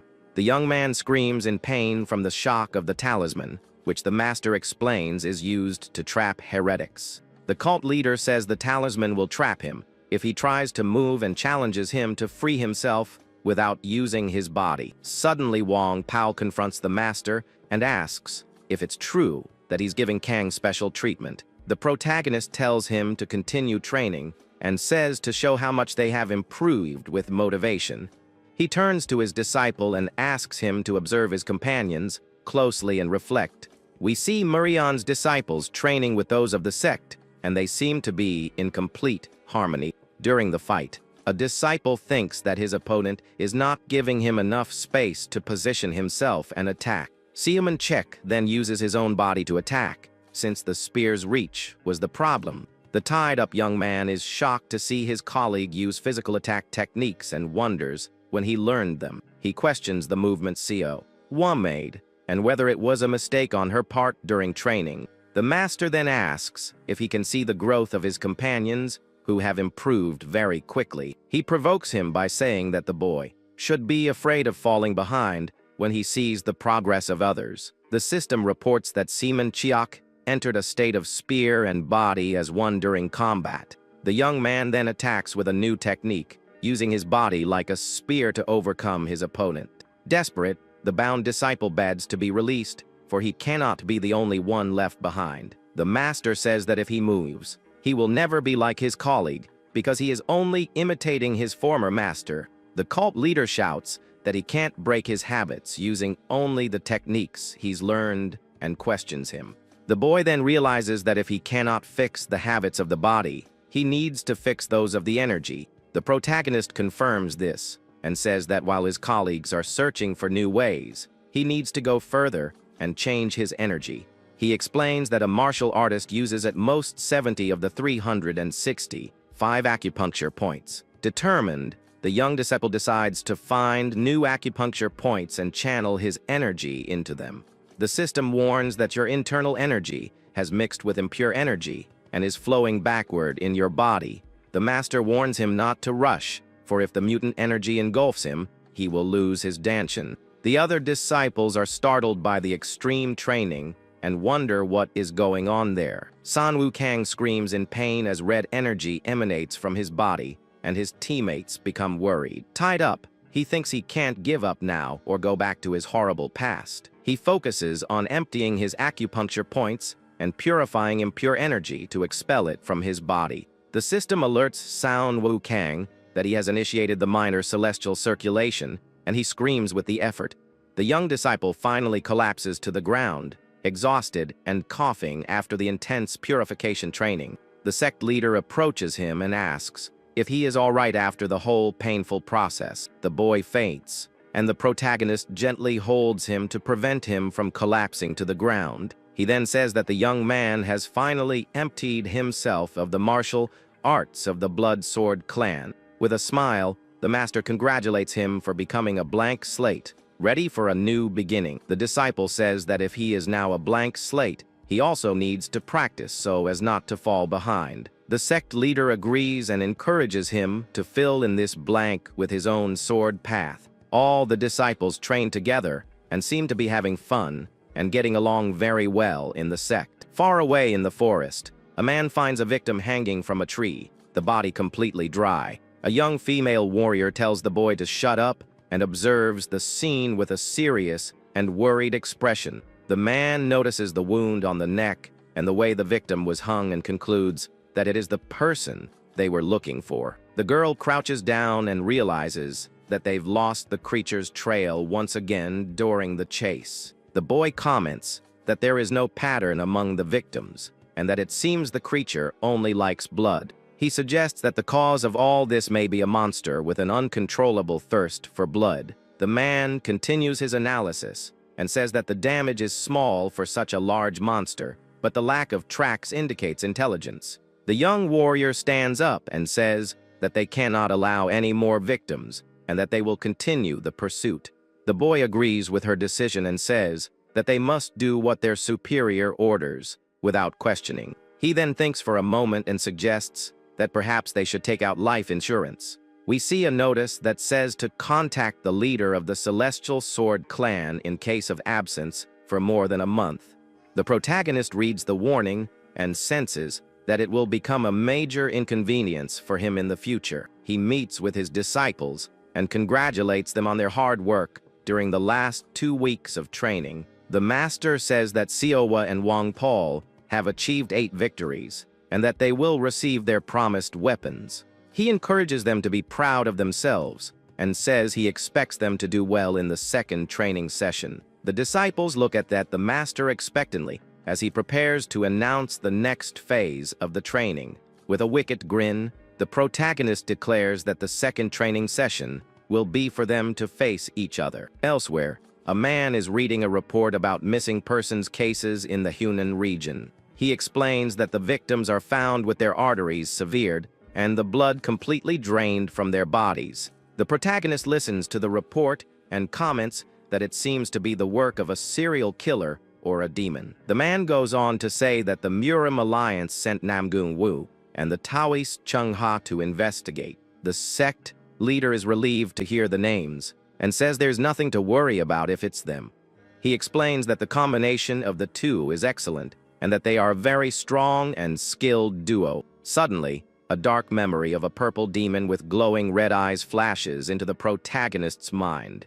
He thinks of the word demon and admits that it brings back terrible memories of his dark past. The man asks when he's going to tell the martial arts school, and the protagonist is surprised by something. Suddenly, a fight breaks out, and the monk Unjin is thrown forcefully against a table, breaking everything. The man shouts, asking where he thinks he's going, and the monk replies that he's not running away from anyone. The monk and another disciple begin to argue, and the protagonist merely observes. The disciple reveals that Chung Ryu, the Taiji warrior, is involved and that he is teaching at the martial arts school. The protagonist thinks Chung Ryu is a genius, and that people like that are not usually good at teaching. A man apologizes for his disciple's lack of talent, but the sect leader reassures him. With a confident smile, he reveals that during his years at the martial arts school, he never lost to Chung Ryu. The disciples are surprised, and the monk asks about the master's past,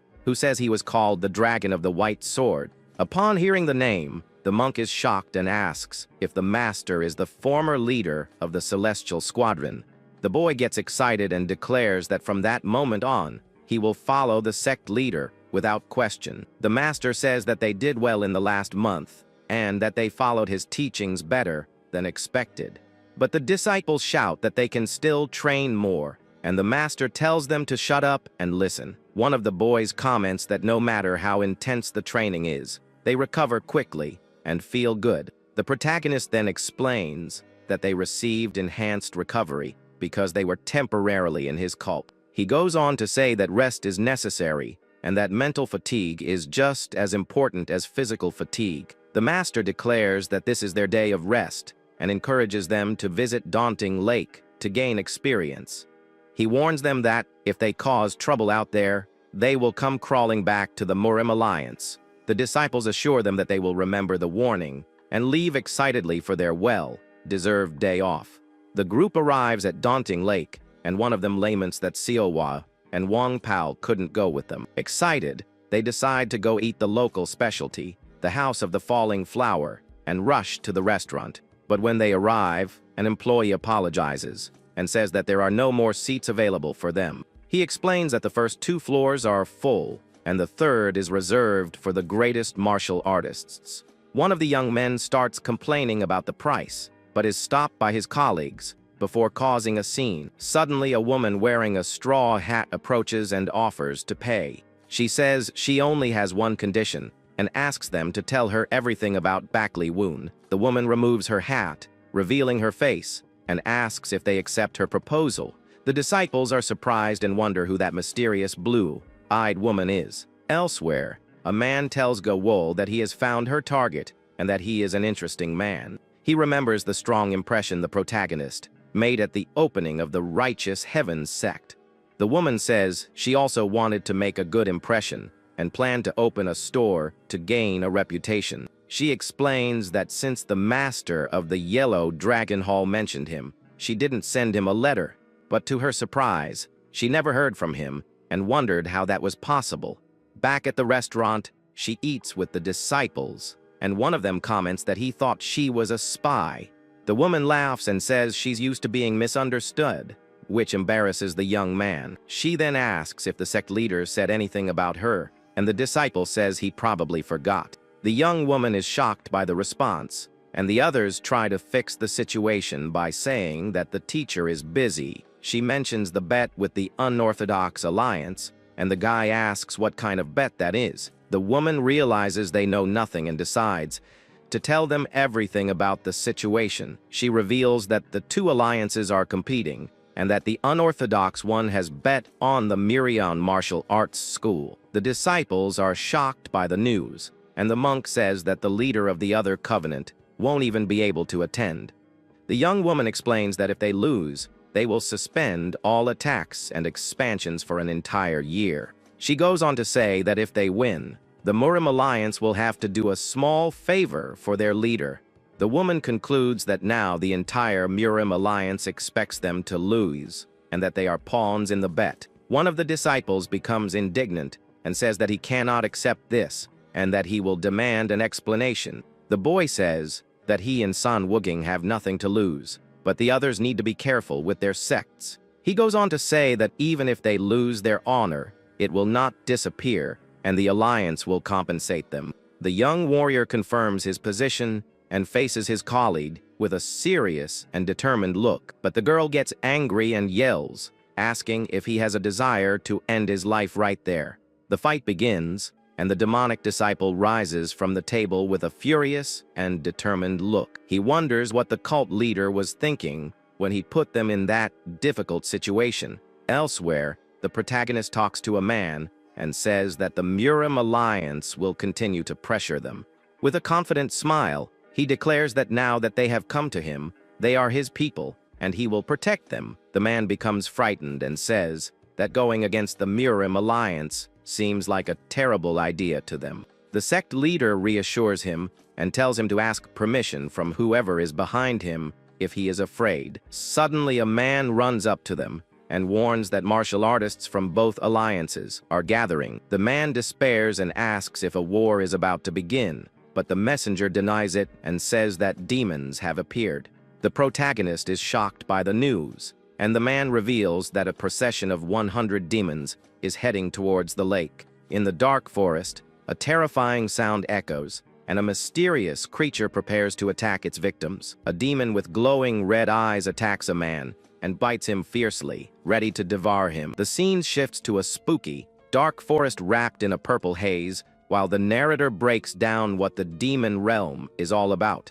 Basically, this realm pops up when a demon squats in a territory, evolves into a greater demon, and honestly, it's chill unless you're dumb enough to walk in there. The snag is, other demons are attracted to this energy like moths to a flame, especially in crowded places. It's a messed up event called the 100 Demons Pandemonium. Back to the MC, the messenger drops the news that 250 demons are heading to Lake Daunting. The MC figures there's a big boss, a greater demon, pulling the strings. The guy also adds that they lost contact with 2 masters a month ago who were out looking for missing people in the area. Woon looks shocked as he recognizes them. The messenger mentions they left a flare to warn the leader of the Heavenly Sword sect.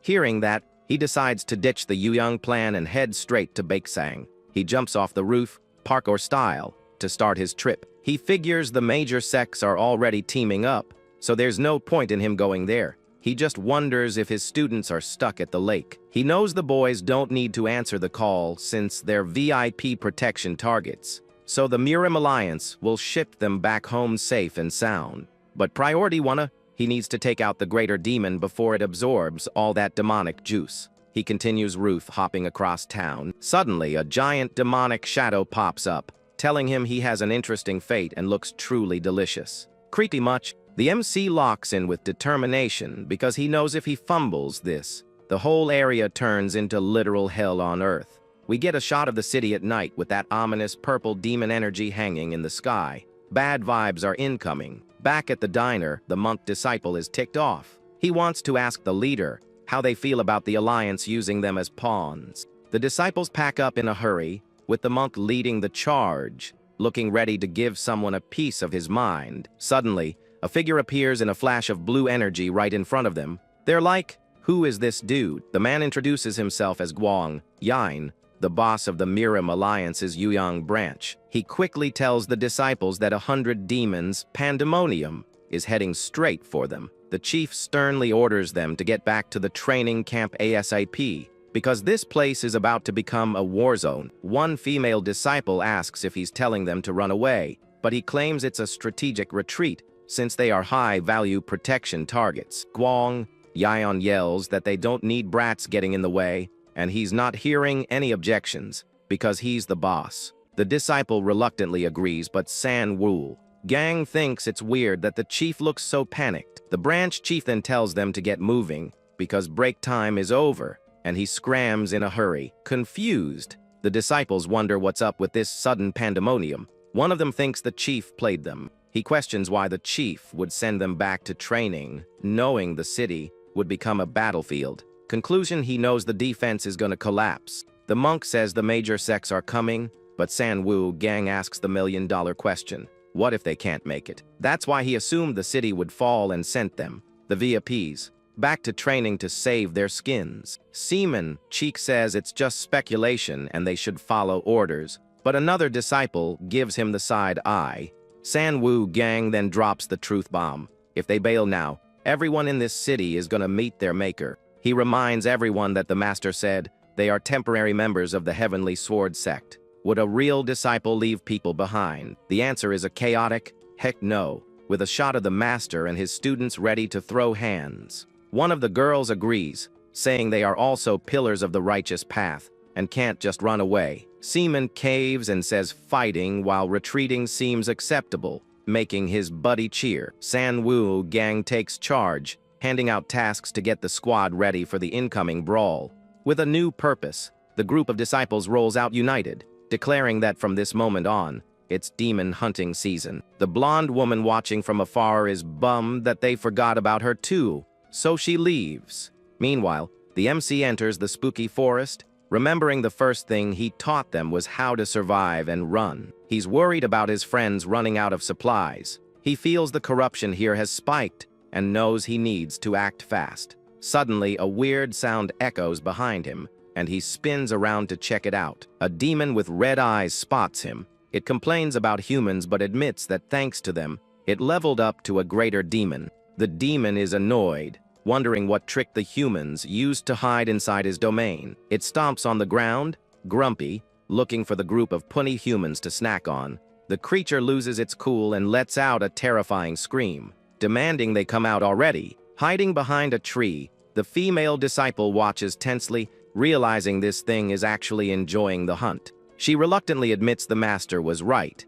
They should have taken this thing out before it fully awakened. The girl scolds her fallen teammate, asking why he wasted time showing off instead of fighting for real. But she steps in front of her friend, warning the monster to back off, because she's still got enough juice to take it down if needed. As the beast advances menacingly, she regrets missing her chance to win before things went sideways. Suddenly, a blue energy flash cuts through the air at high speed, interrupting the creature's attack. The demon is totally caught off guard and backs up, not knowing where that cheap shot came from. A mystery figure appears in the flash and lands a precise hit right on the monster's chest. The impact makes the giant creature stumble back while the newcomer checks if everyone is okay. The fallen disciple screams desperately, warning the savior to watch out, because the danger isn't over. The demon recovers fast and launches a ferocious claw attack, trying to swat the intruder out of the air. The devastating hit smashes into the ground, kicking up a huge cloud of dust and debris where the warrior was standing. The beast lets out a savage roar of fury, thinking it just deleted the threat that dared to challenge it. But the MC walks out of the dust completely unharmed with his sword, smiling and saying the creature saved him the trouble of finding it. The disciple's eyes go wide with hope as she immediately recognizes her Grand Master standing there. He turns his back with maximum swagger and corrects the brats, telling them to address him as the Heavenly Sword Sect leader. She complains about him being late, but Woon says he was busy cleaning up the mess they made. The demon roars in pain and frustration, its red eyes glowing bright after taking that heavy hit. The MC thinks the situation is weird. Even for a greater demon, it shouldn't be tough enough to take them both on. The creature doesn't quit and charges again, with uncontrollable rage, ready to attack its opponent. Woon just watches the desperate charge, calling the monster a fool for trying something so useless. The demon opens its jaws full of sharp teeth, getting ready to chomp its enemy with a direct attack. Suddenly, a mysterious voice comes out of nowhere, saying it's going to give the creature a little hand. Purple symbols of dark energy start popping up from the ground, surrounding the battlefield with a spooky aura. A massive explosion of purple energy hits the spot with devastating force, pushing everything back. The sect leader turns around, surprised, sensing that familiar and dangerous energy popping up behind him. He charges his sword with blue lightning and yells defiantly for the new enemy to show themselves. A female voice echoes in the darkness, calmly saying it's been a long time since they last saw each other. She emphasizes that it's been a really long time as the dark energy intensifies around them. An elegant woman wearing dark clothes and surrounded by a purple aura floats in front of him, revealing herself. She smiles creepily and, with a piercing look, asks if the boy forgot about her after all these years. Meanwhile, the disciple looks around confused and shocked by the destruction, asking what just happened. He breathes heavily, trying to understand the chaos, while painful memories start flooding back. Bodies of defeated allies are scattered on the ground, and he sees a girl with her back turned, holding a sword. The guy asks, desperate and in disbelief, how she could do that to her own teammates. The girl falls into a red abyss, apologizing while tears stream down her sad face. She says she can't control her own body while a darkness as cunin cungar. The demon lady watches the scene with a sharp look, commenting that she didn't expect to see camaraderie in someone like him. The giant skeleton demon roars, furiously as the shadow energy fades, revealing the force of the previous impact. The MC calmly explains that he sent that noisy creature flying because it was interrupting their chat. She's impressed by his strength and notes that he also doesn't seem interested in killing insignificant creatures. Woon smiles with confidence, saying that might be true, but he still has unfinished business with the monster. The sect leader declares that after dealing with her, he's going to hunt the creature down immediately and end it. The woman gets surrounded by a black aura and mocks him, asking if he really believes he can beat her in a fight. Blue and purple energies clash violently on the battlefield as the two powerful opponents get ready. The swordsman comments that 10 years have passed. Enough time for mountains and rivers to change in the human world. With a fierce look and electricity flowing, he swears to ensure she never finds her way back to this world again. The scene cuts to another location where a giant bird monster gets decapitated in an instant by a speedy attack. The disciples are fighting giant bugs, and one of them thinks the battle seems easier than expected. Another warrior responds while striking, saying thankfully there aren't any strong demons nearby, which makes the fight a breeze. But Sanwoo Gang yells not to relax yet and orders the group to leave the area immediately so they don't take risks. He asks his teammates if they already forgot what they've been doing for the last 2 weeks of training. The disciple tied to the rock says he didn't do anything, but he gets ignored by the colleague talking about the next step. We see the determined face of the group leader, realizing how much everyone there has drastically improved in such a short time. He reflects that even now he's holding back his blood sect arts so he doesn't lose control, but he feels impatient. While watching his companions fight bravely, he admits to himself that he also wants to become stronger. Sanwoo Gang then takes command and asks them to focus only on the enemies ahead. The horned demon woman looks on with interest, commenting that he saved her the trouble of looking for him. Meanwhile, the skeleton monster recovers from the hit and roars furiously with its glowing red eyes. The MC smiles and warns that he sent that noisy creature away so they could talk. She finds it impressive and says she didn't expect to see such a sense of camaraderie coming from someone like him. Woon admits that might be true, but points out his main issue right now is with the creature in front of him. The swordsman guarantees that as soon as he's done with her, he'll hunt and take out the other monster immediately. The woman mocks his confidence, questioning if he really believes he's capable of beating her. Blue lightning and a black aura collide as the two raise their power levels for the imminent showdown.